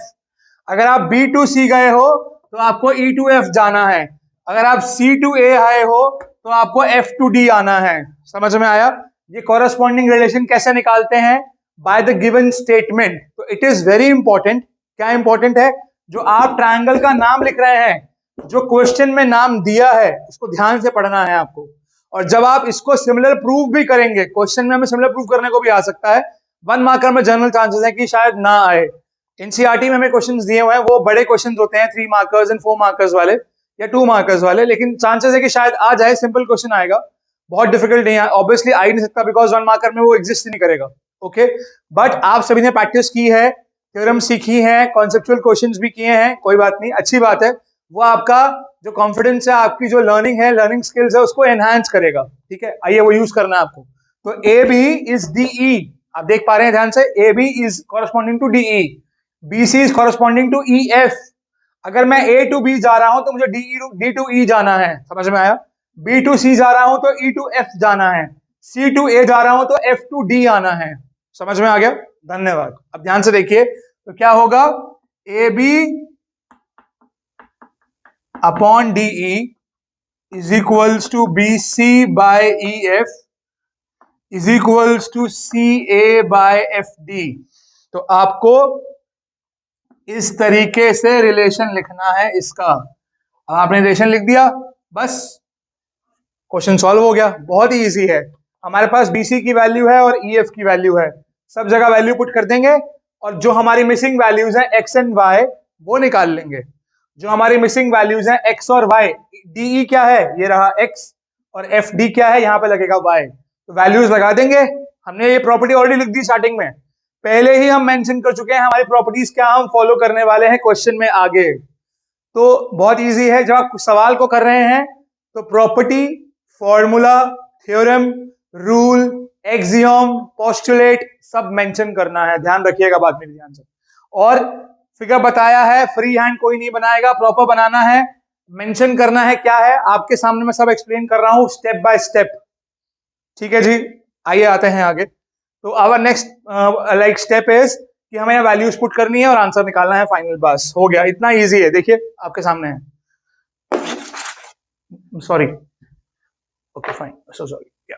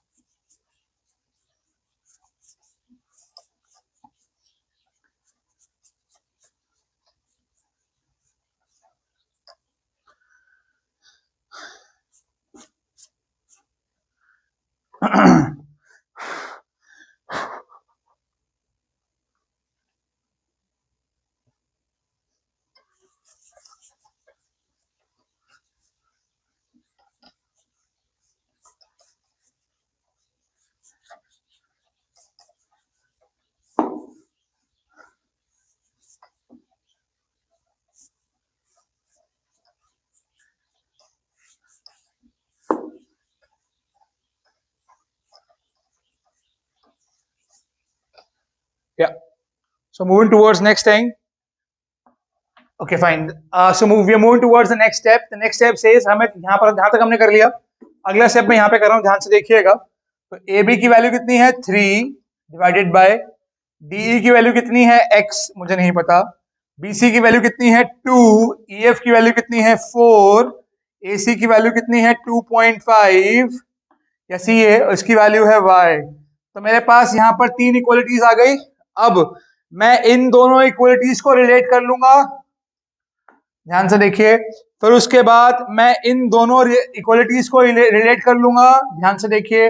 तो इन दोनों को रिलेट कर लेंगे, इन दोनों को रिलेट कर लेंगे, यहां से x आ जाएगा, यहां से y आ जाएगा.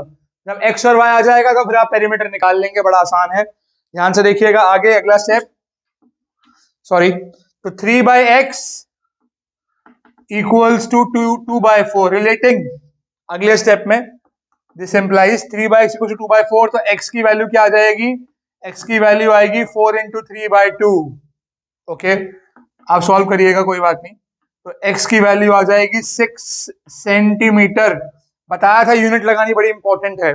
x आ गया 6, y निकाल दूं तो y की वैल्यू आएगी यहां से, दैट विल बी 10/2. अगर आप y निकालोगे तो y की वैल्यू आएगी 5. आप इन दोनों को रिलेट करोगे, यहां से y निकालोगे तो that will be 5, I think for sure. तो 5 आ जाएगा, ठीक है ठीक है ना. ओके फाइन, कंफर्टेबल 5 आएगा. Okay fine. ठीक है, हाँ 5 आ गया. तो y की वैल्यू 5 आ जाएगी. तो y will be 5, okay, and x will be कितना हो गया 6 सेंटीमीटर में लिखते हैं ऊपर. Sorry, y will be 5 and x is 6 centimetres. तो हमारे पास कितना आ गया, y इज 5, x इज 6. तो वैल्यू पुट कर देते हैं यहाँ पे. y की वैल्यू कितनी आ गई है, y का आंसर आ गया है हमारा, sorry, y has come out to be 5 centimetre, x has come out to be 6 centimetre. समझ गए आप. y की x की वैल्यू 6 और y की वैल्यू 5 निकाल दिया मैंने, सॉल्व कर दिया. ओके, तो हमारे पास वैल्यू कितनी आ जाएगी, 6 + 4 इज 10 + 5 इज 15. तो answer is option B. Option B is correct. तो हमारा नेक्स्ट क्वेश्चन 16 का आंसर क्या हुआ, अगले क्वेश्चन का आंसर हम क्वेश्चन कर रहे हैं, उसका आंसर क्या हुआ 15 सेंटीमीटर्स. या राइट, 6 + 4 + 5. हमें पेरीमीटर निकालना है इसका. हमें इस ट्राइंगल का क्या निकालना था, पेरीमीटर निकालना था. ध्यान रखिएगा, पेरीमीटर निकाल दिया हमने. कितना निकाल दिया पेरीमीटर, 6 + 4 + 5 कितना आ गया 10. 10 + 5 15 सेंटीमीटर, सॉरी. तो option B is correct. Okay जी, चलिए बढ़ते हैं आगे सवाल नंबर 17 की तरफ.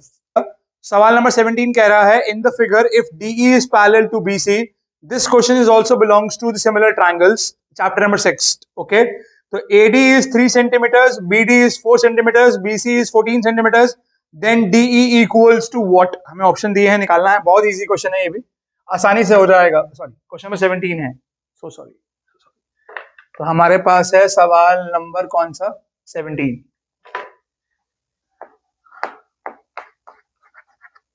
या तो आइए स्टूडेंट्स, हम बढ़ रहे हैं अगले क्वेश्चन की तरफ. अगला सवाल है हमारा क्वेश्चन नंबर 17. क्वेश्चन नंबर 17 कह रहा है, in the figure if DE is parallel to BC, AD equals to 3 centimeters, BD equals to 4 centimeters, and BC equals to 14 centimeters, then DE equals to what? ये भी, इसमें भी हमें क्या दिया हुआ है, ट्रायंगल दिया हुआ है. इसका मतलब ये चैप्टर, ये कौन सा चैप्टर का क्वेश्चन हो गया, चैप्टर नंबर 6 का क्वेश्चन हो गया ये भी. तो इसमें हमें मिसिंग साइड है वो निकालनी है, या फिर DE जो है वो कितनी, उसकी वैल्यू कितनी आएगी ये बताना है. तो आइए देखते हैं फिगर क्या है. फिगर है हमारी, हमें ट्रायंगल दिया हुआ है. We have the triangle ABC, AB and C triangle, ठीक है ना. उसके बाद बीच में लाइन जा रही है DE, जो कि पैरेलल है. DE जो है वो पैरेलल है किसके, BC के. हाँ जी, कुछ याद आ रहा है बच्चों, स्टूडेंट्स कुछ याद आया, क्या याद आया. ये बहुत ही सिंपल क्वेश्चन है, सिंपल लॉजिक के ऊपर है. पहली ही थ्योरम है आपकी, कौन सी थ्योरम याद आ रही है ना, BPT थ्योरम याद आया, बेसिक प्रोपोर्शनैलिटी थ्योरम. शायद लग जाए इसमें, चांसेस हैं, पक्का नहीं कह सकता पर लग जाएगी, चांसेस हैं. आते हैं, तो अभी क्वेश्चन पढ़ रहा हूं मैं आगे, बिकॉज अभी मैंने क्वेश्चन पूरा ढंग से देखा नहीं है, देख रहे हैं. तो AD की वैल्यू कितनी है हमारे पास 3. हमें AD दिया हुआ है, it is given that AD is equal to 3. It is given that, हमें AD कितना दिया हुआ है 3 सेंटीमीटर्स। अच्छा उसके बाद क्या दिया हुआ है, BC दिया हुआ है 2, BC दिया हुआ है 2 सेंटीमीटर्स कॉमा BC नहीं BD, सॉरी BD दिया हुआ है 2। अच्छा नहीं BD 4 दिया हुआ है, आई am so sorry, I am repeating my self, गलती से पढ़ दिया मैंने, प्रीवियस क्वेश्चन गलती से पढ़ दिया, sorry. BD is 4, so sorry, BC is 14, now BC is equals to 14 centimetre दिया है हमें। AD दिया है 3, BD दिया है 4, BC दिया है 14, तो AD is 3, ये वाला पार्ट, ओके, BD is 4, ये वाला पार्ट 4 दिया है, ठीक है ना, ये पार्ट 3 दिया, ये पार्ट 4 दिया।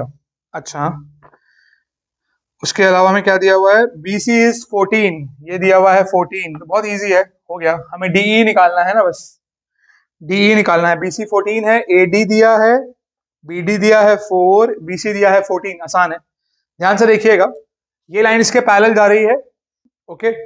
अब हमें करना क्या होगा, हमें DE निकालना है। अब हुआ क्या, ये क्वेश्चन वैसे BPT का भी हो सकता था, बट अब ये क्वेश्चन BPT का ना होकर किसका हो गया, ये क्वेश्चन हो गया सिमिलर ट्रायंगल्स का, ये BPT का नहीं है। अब BPT इसमें इस्तेमाल नहीं करेंगे हम, BPT यूज नहीं करेंगे इसमें, अब इसमें हम इस्तेमाल करेंगे सिमिलर ट्रायंगल्स। बताया था आपको कि क्वेश्चन को ध्यान से देखिएगा, अब हम इस्तेमाल करेंगे इसमें कौन सा कॉन्सेप्ट, सिमिलर ट्रायंगल्स का कॉन्सेप्ट इस्तेमाल करेंगे, ध्यान से देखिएगा।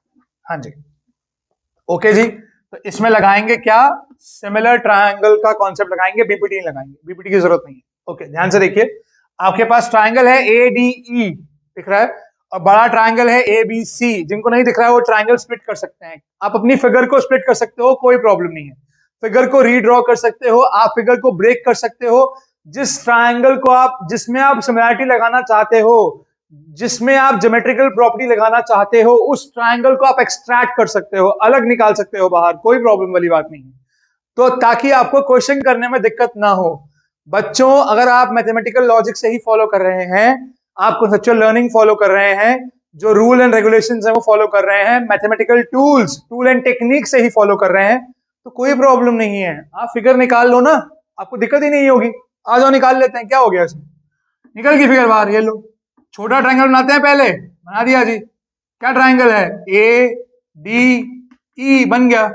बड़ा ट्रायंगल बनाओ जी, बना दिया जी, लो जी, क्या बड़ा ट्रायंगल है जी, ABC, ज्यादा बड़ा नहीं बना, कोई बात नहीं, थोड़ा बड़ा और बना देते हैं, क्या दिक्कत है इसमें, बड़ा कर देते हैं इसको, ये लो जी, ये है जी ABC, लो जी बन गया बड़ा, ठीक है जी, एक ट्रायंगल छोटा और एक ट्रायंगल बड़ा बना दिया हमने, एक ADE हो गया और एक ABC हो गया।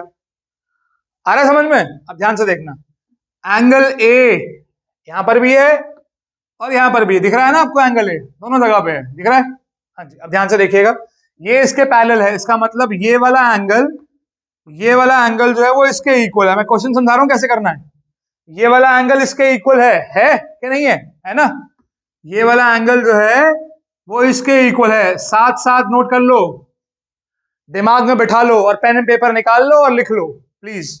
हाँ जी, A इक्वल D और E इक्वल, सॉरी D और B इक्वल, दिख रहा है आपको सामने, क्या दिख रहा है, D और B equal, A equal, D और B इक्वल, क्यों, ये कॉरेस्पॉन्डिंग एंगल्स हो गए, lines are parallel, it means these two are corresponding angles, they are equal for sure.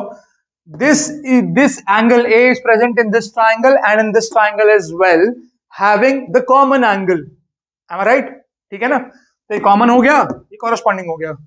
अब क्या लगाएंगे यहां पर हम, हाँ जी, which property we will apply, we will apply by a similarity, मैं यहां पर क्या लगाऊंगा, कौन सी सिमिलैरिटी लगाऊंगा, a सिमिलैरिटी लगानी है मैंने यहां पर, a सिमिलैरिटी लगा दूंगा, क्वेश्चन हो जाएगा, इतना आसान है, a सिमिलैरिटी लगा देंगे, क्वेश्चन हो जाएगा, इतना आसान है, लगा दी मैंने a सिमिलैरिटी, हो जाएगा। देयरफॉर बाय a सिमिलैरिटी क्या लिखूंगा मैं लिखूंगा triangle, therefore triangle ADE becomes similar to triangle ABC, हाँ जी, हुआ सिमिलर, बताइए, नहीं हुआ, ADE similar to ABC, similar हुआ कि नहीं हुआ, हो गया ना सिमिलर, ठीक है बच्चों, हो गया सिमिलर। Thank you. अब आगे देखो, सिमिलर होने के बाद आप जानते हैं कि कॉरस्पॉन्डिंग साइड्स रेशियो में है, यानी एडी और AB, AD upon AB is equals to DE upon BC, AD upon AB equals to DE upon BC. ये होगा ना, देखो ध्यान से देखो, एडी, ध्यान से पढ़ें इसको आप, AD upon AB DE upon BC है या नहीं है? कॉरस्पॉन्डिंग रिलेशन, ठीक है ना? ध्यान से देखो प्लीज, देख लिया? आइए इसको यहां करते हैं अब। हाँ जी, लिख लिया आपने इतना? देखा मैंने कैसे किया क्वेश्चन को, एंगल कैसे इक्वल किया, कॉरस्पॉन्डिंग कैसे किया, पैरेलल दिया है हमें, हम उसका इस्तेमाल कर रहे हैं। मैं आप लिख देता हूं, मैंने लिखा नहीं यहाँ पर लिख देते हैं एंड, यहाँ पर लिख देते हैं and DE is parallel to BC। ये भी हमें क्या है, ये भी हमें गिवन है कि DE जो है वो BC के पैरेलल है, तो तभी ये क्या बनेगा, कॉरस्पॉन्डिंग रिलेशन बनेगा, वरना बनेगा नहीं। ठीक है ना? तो बढ़ते हैं आगे। आप सभी को समझ में आ रहा है? अच्छे से समझ में आ रहा है, आराम से हो रहा है, कोई दिक्कत परेशानी नहीं है? फिर भी अगर आपको कोई डाउट हो तो प्लीज आप आइए, हमें ज्वाइन कीजिए, या आप अपना प्रॉब्लम, अपना कोई क्वेश्चन, कंप्लीट क्वेश्चन कमेंट्स में टाइप कर सकते हैं। हम वो सवाल अगली वीडियो में, अगले लेक्चर में जरूर सॉल्व करके आपको दिखाएंगे, कोई प्रॉब्लम वाली बात नहीं है, आपको सोल्यूशन देंगे। फिर भी हम कोशिश कर रहे हैं आपको हर सवाल का, हर मुश्किल सवाल का जवाब दे सकें, कोई दिक्कत नहीं है। We'll try for every question you have a problem with, ठीक है? And the important questions are also coming. We are coming with the most important questions also in the coming videos in the coming days for sure. Before your term 1 examinations, final examination I'm talking about. Okay जी, चलिए कोई बात नहीं, तो आते हैं आगे। Clear हो गया इतना? हाँ जी, आगे देखिए क्या नेक्स्ट स्टेप है, कि इनको रेशियो में लिखना है। फिर हो गया क्वेश्चन हमारा, रेशियो में लिख दें इनको, आज लिख देते हैं, तो ये रेशियो में लिख देते हैं, फिर हमारा अगला स्टेप हो जाएगा। ठीक है, फटाफट से तो स्पेस का इस्तेमाल कर लेते हैं, ये वाले।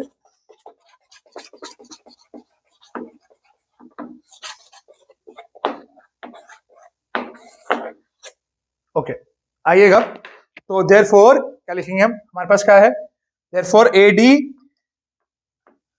या सो बाय, एक ही बात है, by CPCT, it's okay, CPST sorry, corresponding parts of similar triangles, या तो AD अपॉन क्या होगा, AB इज इक्वल टू क्या होगा, DE अपॉन BC। बहुत इजी, अब तो हो गया। AD की वैल्यू कितनी है, AD is 3, AD is 3, AB क्या है, AD plus BD which is 3 + 4 = 7। ठीक है ना? AB क्या है, AB पूरा है ना, AD दिया और BD दिया हमें क्वेश्चन में, AD दिया हुआ है, BD भी दिया हुआ है, BC भी दिया हुआ है 14। अब DE कितना है, DE हमें निकालना है, कोई बात नहीं निकाल लेंगे। और हमारे पास BC कितना है, BC दिया हुआ है 14 दिया है, यहां से DE निकाल लेंगे, कितना आएगा, 3/7 × 14, 7 goes to 2, कितना हो गया, DE की वैल्यू आ गई 6 सेंटीमीटर। तो ये हो गया जी आपका आंसर, DE कितना हो गया जी, 6 सेंटीमीटर। तो option B is correct, option B is correct. Thank you. तो ये हो गया जी आपका आंसर। हाँ जी, समझ में आ गया सबको, आसान क्वेश्चन था, क्लियर हो गया कैसे करना है? Thank you so much. तो आइए बढ़ते हैं आगे नेक्स्ट क्वेश्चन की तरफ, आइएगा। हाँ जी, या ओके स्टूडेंट्स, आइए बढ़ते हैं आगे। हमारा अगला सवाल है क्वेश्चन नंबर 18। क्वेश्चन नंबर 18 में क्या कहा गया है, ये कह रहा है if tan beta equals to 3, sorry if 4 tan beta equals to 3, then 4 sin beta minus 3 cos beta divided by 4 sin beta plus 3 cos beta is equals to what. यानी हमें क्वेश्चन में क्या दिया हुआ है, हमें क्वेश्चन में दिया हुआ है if 4 tan beta is equals to 3, यह हमें दिया हुआ है। ठीक है, हमें वैल्यू फाइंड करनी है, मैं दिखाता हूं मैं आपको। लिख सकते हैं देयरफॉर tan बीटा की वैल्यू क्या आ जाएगी, 3/4। tan बीटा कितना आ गया, 3/4 आ गया। Okay, we need to find the value of, we need to find the value of 4 sin beta minus 3 cos beta divided by 4 sin beta plus 3 cos beta. हमें इसकी value find करनी है, question mark, clear है? ये value find करनी है इसकी। अब हमें sign beta cos beta sine beta cos beta दिया। अब हम क्या करेंगे, ट्रिक देखिएगा ध्यान से, ये क्वेश्चन थोड़ा ट्रिक से होगा। इजी तरीका ये है, मैं आपको इसका पहले एक मेथड सिखाता हूँ जो आसान मेथड है। तो इसका पहला मेथड आप सीख लो, जो आसान है वो सीख लो पहले। फर्स्ट मेथड में क्या करना होगा, फर्स्ट मेथड में आपको क्या करना होगा, आपको टैन बीटा दिया है, आपने एनसीईआरटी में ऐसे क्वेश्चन करे हैं। टैन बीटा दिया है आपको, दिया डायरेक्ट, टैन बीटा दिया है 3/4, यानी इसको रखेंगे p/b के इक्वल, यानी परपेंडिकुलर कितना हो गया 3, बेस कितना हो गया 4। यहां से आप अपनी हाइपोटेन्यूज निकाल लोगे, कितनी आएगी 5 आएगी, ठीक है ना। हाइपोटेन्यूज निकाल लोगे 5 आ जाएगी। p दिया है, b दिया है, हाइपोटेन्यूज निकाल दी। फर्स्ट मेथड क्या है, आपके पास p आ गया 3x। हमेशा हम मल्टीपल ऑफ x मानते हैं क्योंकि रेशियो होती है, ये ध्यान रखना, ये रेशियो होती है, तो आपको रेशियो को अज्यूम करना होता है x, एकदम मल्टीपल ऑफ रेशियो भी x। ऐसा हमने पहले भी क्वेश्चन किया है, याद है ना आपको, पहले किया अभी, ठीक है। तो p इक्वल्स टू क्या हो गया 3x, पीछे क्वेश्चन था हमने किया था, मुझे ध्यान नहीं कौन सा नंबर है, ठीक है कोई बात नहीं। बेस इक्वल्स टू 4x आ गया, तो आपकी हाइपोटेन्यूज आ जाएगी 5x। कुछ भी नहीं करना, तो यहां से आप साइन बीटा निकालोगे तो क्या होगा p/h which is 3x by 5x, x cut गया तो आ गया 3/5। ऐसे ही आएगा cos बीटा, पहले साइन बीटा आया, cos बीटा आएगा, इसके बाद क्या आएगा b/h, कितना आएगा 4x bye 5x is equal to क्या हो जाएगा 4/5। तो आपकी वैल्यू आ गई cos बीटा की और साइन बीटा की, उठा के वैल्यू यहां पुट कर दोगे, आपका क्वेश्चन सॉल्व हो गया, डन। इतना आसान है, समझ में आया, that is the first method. अब आते हैं, इसका एक ऑल्टरनेटिव मेथड भी है, इसका एक ऑल्टरनेटिव मेथड भी है, वो ध्यान से समझिएगा कैसे करना है इसको। ओके जी, हाँ जी, आइए तो इसका समझते हैं ऑल्टरनेटिव मेथड कैसे करेंगे। ये हमारा फर्स्ट मेथड हो गया, now we moving towards the next method. Okay, अब ऑल्टरनेटिव मेथड के लिए हम ट्रिक लगाते हैं। ये तो हमने कर लिया, जो रेशियो वाला मेथड था वो हमने कर लिया, ठीक है ना, क्लियर है। अब आते हैं आगे, जो ऑल्टरनेटिव मेथड है उसके लिए हम ट्रिक लगाएंगे, कैसे, ऊपर और नीचे, ऊपर और नीचे कॉस बीटा से डिवाइड कर देंगे, ठीक है जी, ऊपर और नीचे कॉस बीटा से डिवाइड कर देंगे, बहुत आसान है, ठीक है। क्या करेंगे, डिवाइडिंग द न्यूमरेटर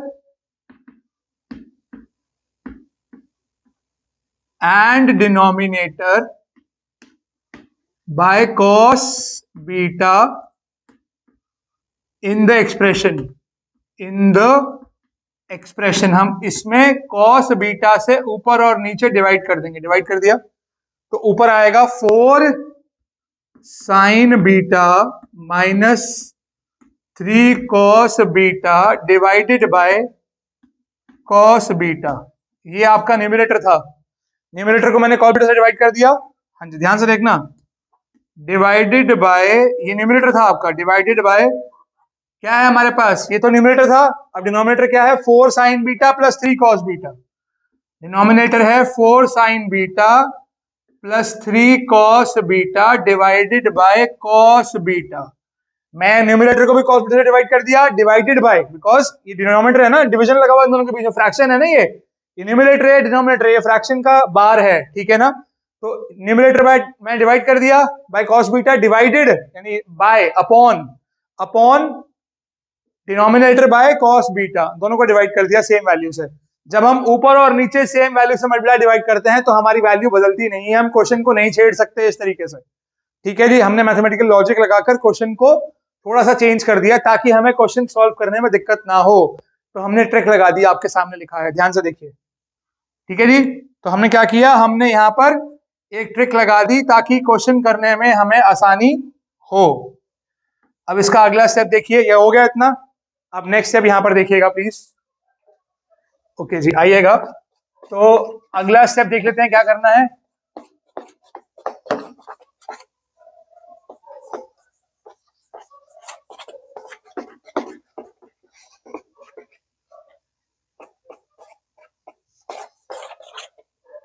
हाँ जी, अगले स्टेप में हमारे पास इसको इससे डिवाइड किया, डिवाइड बाय इसको इससे डिवाइड कर दिया। अब ध्यान से देखिएगा नेक्स्ट स्टेप क्या है, नेक्स्ट स्टेप में हमें डिस्ट्रीब्यूट करना है साइन को, क्या होगा 4 sign beta divided by cos beta minus 3 cos beta divided by cos beta. हो गया डिवीजन, नीचे भी यही करेंगे 4 sign beta by cos beta plus 3 cos beta divided by cos beta, क्योंकि मैंने जो डिनोमिनेटर में था उसको डिस्ट्रीब्यूट कर दिया है ना, डिनोमिनेटर में था उसको डिस्ट्रीब्यूट कर दिया, साइन बाय कॉस, ये कॉस से कॉस फैक्टराइज हो गया, सेम वैल्यू है, एग्जैक्ट यही है same. Okay, sine by cos क्या होता है टैन बीटा, पता है ना आपको, क्या पता है sign beta by trigonometric rule, sign beta by cos beta किसके इक्वल होता है टैन बीटा के, और टैन बीटा की वैल्यू कितनी है 3/4 दिया है ना हमें, क्वेश्चन में दिया हुआ है टैन बीटा की वैल्यू है 3/4 और sign beta by cos beta क्या होता है टैन बीटा होता है विच इज 3/4। कर दिया डिवाइड, तो क्या होगा अगले स्टेप में, हाँ जी अगले स्टेप में sign beta by cos beta क्या बचा 4 इंटू टैन बीटा, कट गया क्या आएगा -3 डिवाइडेड बाय, ये ऊपर का सॉल्व हो गया आपके सामने लिख रहा हूं मैं, चलो यहां कर देते हैं, अगर आपको यहां नहीं लिखना कोई बात नहीं यहां लिख लो डिवीजन। हाँ जी क्या होगा sign beta by cos beta tan beta क्या होगा 4 टैन बीटा प्लस 3, ओके ये आ गया 4 tan beta -3 4 tan beta plus 3, ठीक है ना, सबको सब समझ में आ रहा है यहां तक, आप सभी को सब समझ में आ रहा है अच्छे से। आइए अगले स्टेप पे आते हैं, ये हो गया 4 tan beta -3 4 tan beta plus 3, tan beta की वैल्यू कितनी है 3/4, पुट कर दो 4 into 3/4 -3 divided by 4 into 3/4 plus 3, हाँ जी 4 से 4 फैक्टराइज हो गया, 4 से 4 फैक्टराइज हो गया, ये डिवीजन चल रहा है अभी भी ध्यान रखना, डिवीजन हटा नहीं है ध्यान रखिएगा, ये डिवीजन में है अभी भी सब कुछ, वैल्यू पूरी की पूरी, ये स्टेटमेंट कैसे लिख रहा हूं मैं ध्यान दे रहे हैं आप, ये पूरा न्यूमरेटर ये पूरा डिनोमिनेटर, ध्यान से देख लो मैं क्या कैसे कर रहा हूं, ये पूरा न्यूमरेटर ये पूरा डिनोमिनेटर ये पूरा न्यूमरेटर ये पूरा डिनोमिनेटर, ध्यान से देखिएगा मैं कैसे कर रहा हूं step by step, I am doing every step for you only, ठीक है ना, sign beta by cos beta time beta हो गया कर रहा हूं, ठीक है ना, 4 इंटू 4 कट के ये कैंसिल हो गया या ये फैक्टराइज हो गया, वैल्यू आ गई 3 -3, ये आ गया 3 + 3, तो ऊपर आ गया 3 + 3 नीचे आ गया 3 -3, ध्यान से देखिएगा प्लीज, आइएगा तो अगले स्टेप की तरफ बढ़ते हैं आगे।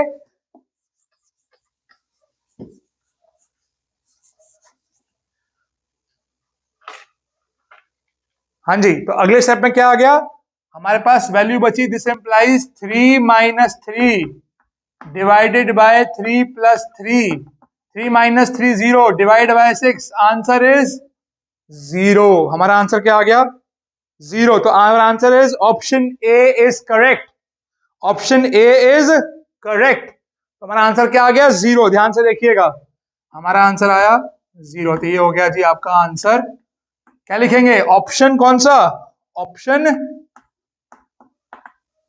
ए विच इज 0 इज करेक्ट, ठीक है जी, तो आपका ऑप्शन ए जो है वो क्या हो गया करेक्ट हो गया, ध्यान से देखिए क्वेश्चन का हो गया जी, तो बहुत ही इंपॉर्टेंट सवाल था, इसमें ट्रिक भी लगाई हमने, इसको नॉर्मल भी सीखा, आप ट्रिक से कर दो नॉर्मल कर दो कोई प्रॉब्लम नहीं है, ट्रिग्नोमेट्री ढंग से अप्लाई करनी है, स्टेप बाय स्टेप फॉलो करना है, ध्यान से देखिएगा और क्वेश्चन में गलती नहीं होनी चाहिए आपकी, तो आपका सवाल का जवाब अपने आप सही आएगा। आइए बढ़ते हैं आगे, our next question is question number 19, this question is quite easy, बहुत आसान क्वेश्चन है, क्या दिया है linear equations in 2 variables, chapter number 3 का इक्वेशन ध्यान से देखिएगा, one equation of a pair of dependent linear equations is -5x + 7y is equal to 2, second equation can be, हमें दिया हुआ है one equation of a pair of dependent linear equations, okay, it is given that one equation out of one equation of a pair of linear equations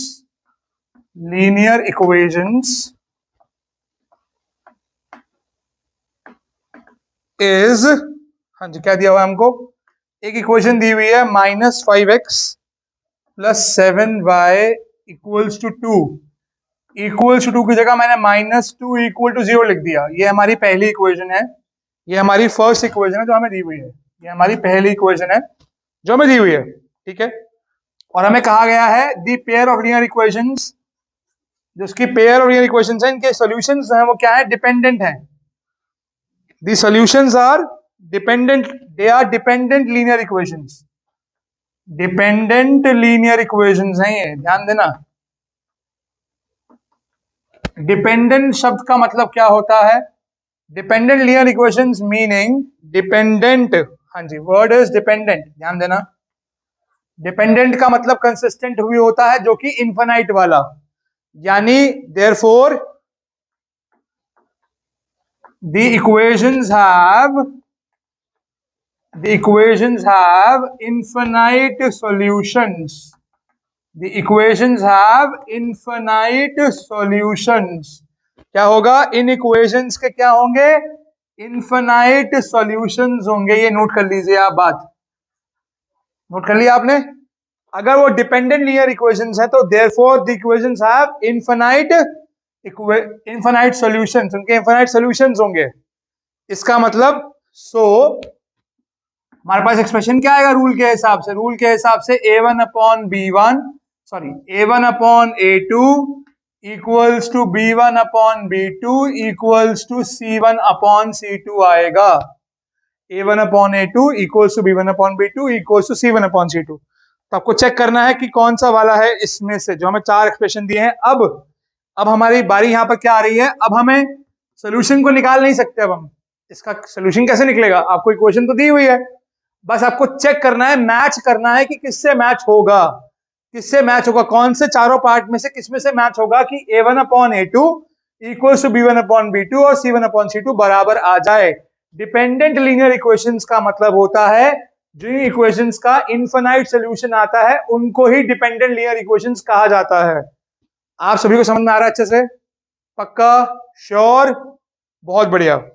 आइए आते हैं आगे। तो क्या दिया हुआ है हमें, हाँ पहला इक्वेशन दिया है, ध्यान से देखिएगा। पहली इक्वेशन दी है 10x प्लस 14y प्लस 4। आप इसको रफ में या फेयर में भी चेक कर सकते हो, कोई प्रॉब्लम नहीं है, चेक करके देख सकते हैं। -5/10 मैं डायरेक्टली कर रहा हूं, अगर हम जैसे करके देखें तो मैं करके दिखाता हूं आपको, एक करके दिखा रहा हूं, बाकी आप ट्राई कर सकते हैं। -5/10, दूसरा 7/14 और तीसरा -2/4।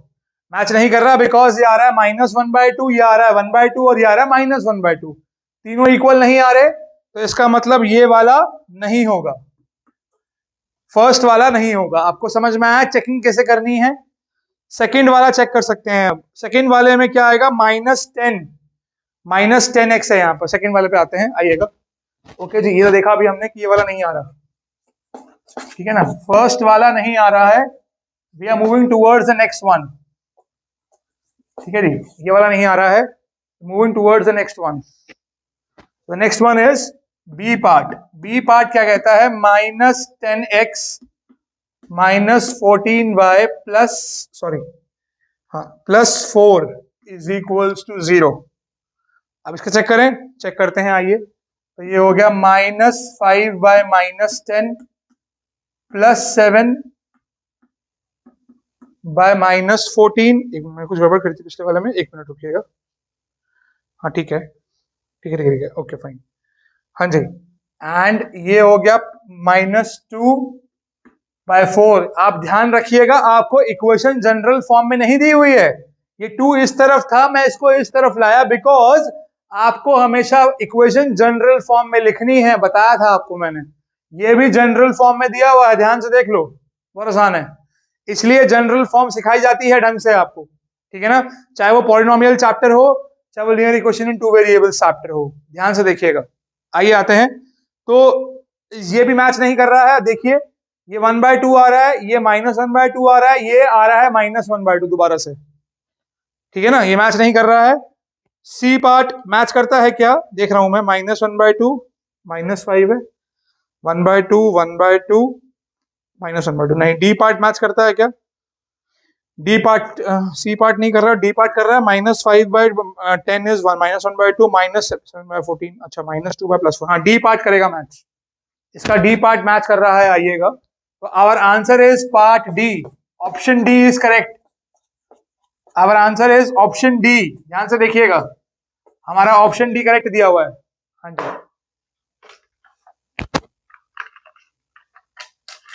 डी पार्ट में क्या है ध्यान से देखते हैं। डी पार्ट कह रहा है -10, नहीं प्लस में है, okay, +10x -14y +4 is equals to 0, ये है, सही है।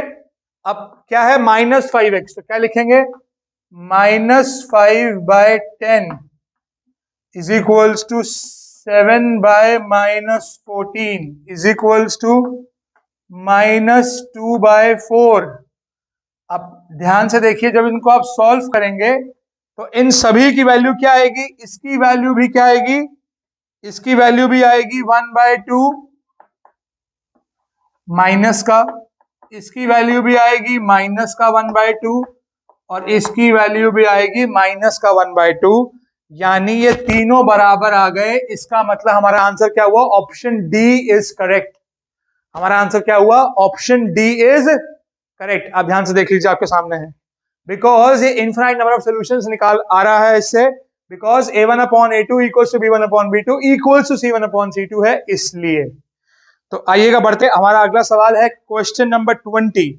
क्वेश्चन नंबर 20 जो है वो कौन सा कॉन्सेप्ट है, चैप्टर नंबर 15 प्रोबेबिलिटी पे बेस्ड है। क्वेश्चन कह रहा है a letter of English alphabets is chosen at random, what is the probability that it is a letter of the word mathematics.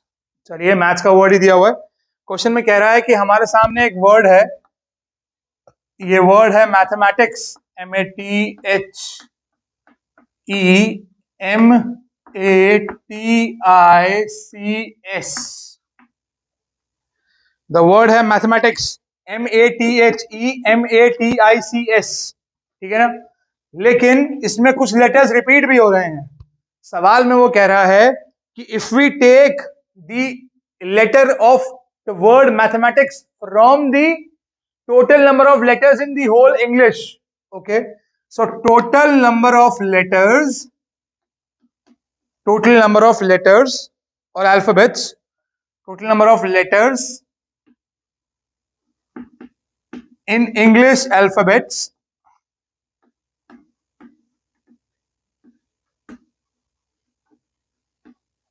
group is equal to कितने होते हैं, आप जानते हैं ना, हाँ जी, total number of letters English alphabets group में कितने होते हैं, टोटल लेटर्स 26 होते हैं, हमें पता है, ठीक है। अब इन 26 में से हम कुछ भी, किसी का भी नाम, अगर इंग्लिश में कोई भी वर्ड लिखा है, यहाँ पे एजुकेशन लिखा है, यहाँ पे मैथ्स लिखा है, सैम्पल पेपर कुछ भी लिखा आपके सामने, सारे वर्ड्स जो हैं वो इन 26 लेटर से लिए गए हैं, ABCDEFGH up to XYZ। Learning classes आ जाना, कोई बात नहीं, चलो कोई बात नहीं। तो हाँ जी, एक और चीज आपको बताऊंगा, अभी रुकिएगा। तो total number of letters in English alphabets group is equal to 26। Clear है, क्लियर है, आपको समझ में आ रहा है। तो अब हमें क्या करना है, इनमें से लेटर अगर लिए गए मैथमेटिक्स वर्ड के, तो मैथमेटिक्स में कितने लेटर यूज हो रहे हैं, ध्यान से देखिए। Number of letters used in given word, जो हमारा गिवन वर्ड है उसमें कितने लेटर्स यूज हो रहे हैं, जिसको हम नंबर ऑफ पॉसिबल आउटकम मानेंगे, कोई बात नहीं। हाँ जी, कितने लेटर यूज हो रहे हैं, ध्यान से देखिएगा। इसमें पहला लेटर यूज हो रहा है M, उसके बाद यूज हो रहा है A, उसके बाद यूज हो रहा है T, उसके बाद यूज हो रहा है H, उसके बाद यूज हो रहा है E, फिर M रिपीट है, A रिपीट है, उसके बाद यूज हो रहा है I, फिर यूज हो रहा है C, फिर यूज हो रहा है S। तो 1 2 3 4 5 6 7 8 लेटर्स हैं टोटल। कितने हैं टोटल लेटर्स हैं, 8। हाँ जी, सही है। टोटल लेटर्स कितने हैं, टोटल 8 लेटर्स है ना, ध्यान से देखिए। MATHEMATICS, M लिया, A लिया, T लिया, H लिया, E लिया, फिर MAT रिपीट हो गया, दोबारा से रिपीट हो गया ना, फिर I लिया, फिर C लिया, फिर S लिया, तो नंबर ऑफ लेटर्स कितने आ गए? नंबर ऑफ लेटर्स आ गए टोटल 8। कितने आ गए जी? नंबर ऑफ टोटल लेटर्स जो यूज हो रहे हैं बनाने में कितने हो रहे हैं? टोटल हो रहे हैं 8 लेटर्स का इस्तेमाल कर रहे हैं बनाने में। क्या चीज? इंग्लिश अल्फाबेट्स का जो ग्रुप है उसमें से 8 लेटर्स या 8 अल्फाबेट्स ऐसे हैं जो मैथमेटिक्स वर्ड को क्रिएट कर सकते हैं। जैसे मेरा नाम है सौरभ, तो मेरे नाम को कितने लेटर्स क्रिएट कर सकते हैं? बात यह है, रिपीटिशन वाला नहीं लेना हमको। अगर क्वेश्चन में बोलेगा कि रिपीटिशन भी लेना है तो वो अलग कॉन्सेप्ट हो जाएगा, क्वेश्चन में उसने नहीं कहा है हमें, ठीक है ना। तो ये हो गया जी हमारा n, ये हो गया जी हमारा n, number of possible outcomes is 8 और टोटल कितना है जी हमारा 26। Therefore the probability of the event equals to number of possible outcomes divided by total number of outcomes. ये होता है फॉर्मूला। हाँ जी, प्रोबेबिलिटी का फॉर्मूला ये होता है ना, PE is equal to this, number of outcomes कितने हो गए? n by total. हाँ जी, n कितना है जी? 8 बाय 26। सिंप्लीफाई कर दो इसको, सिंप्लीफाई करोगे, फैक्टराइज करोगे ऊपर नीचे तो आ जाएगा 4 बाय 13। तो आपका आंसर आ गया जी 4 बाय 13। तो दिस इज योर आंसर। तो हमारा आंसर कितना आ गया? 4 बाय 13 यानी 4 बाय 13। तो यहां पर हमारा सेक्शन ए जो है वो कंप्लीट हो गया। क्या कंप्लीट हो गया जी? This is option A. हाँ जी, क्या क्वेश्चन में क्या लिखा हुआ है? ऑप्शन ए है करेक्ट, 4 बाय 13, ध्यान रखिएगा। हाँ जी, ऑप्शन लिख के आना है। तो सेक्शन ए हमारा जो है वो हो गया जी कंप्लीट अच्छे से। एक एक सवाल जो है वो डिटेल में समझाया गया आपको और आई होप कि आपको अच्छे से समझ में आया होगा, बढ़िया से समझ में आया होगा। सेक्शन ए हमने कंप्लीट करवा दिया है जी आपको, ध्यान से देख लीजिए। तो अगर आप भी जुड़ना चाहते हैं हमारी फैमिली के साथ, जिस फैमिली का नाम है व्हाट, एक्स वाई जियंस, अगर आप जुड़ना चाहते हैं हमारे साथ तो आइए जुड़िए, ठीक है जी, ओके जी, और बन जाइए XYZians फैमिली का हिस्सा। तो आप आ सकते हैं, हम हैं XYZians, XYZ लर्निंग क्लासेस में आपका स्वागत है। तो आ सकते हैं, प्लीज आप आइए, ज्वाइन कीजिए, हमारे चैनल को ज्वाइन कीजिए, उसको शेयर कीजिए, लोगों तक पहुंचाइए, अपने फ्रेंड्स तक पहुंचाइए, अपने क्लासमेट्स तक पहुंचाइए, ताकि हर किसी का फायदा हो। सही एजुकेशन जो है वो जब सही जगह पहुंचेगी तो वो सही लोगों को एम्पावर करेगी, सही तरीके से एम्पावर करेगी। Because what matter is the style of learning, the style of doing and the style of living your life. Okay, thank you so much. I hope कि आपको खूब मजा आया होगा आज। तो मिलते हैं अगली क्लास में। Many thanks to all and please पढ़ते रहिए और आगे बढ़ते रहिए and be educated and be empowered. Thank you so much. I'll see you next time soon.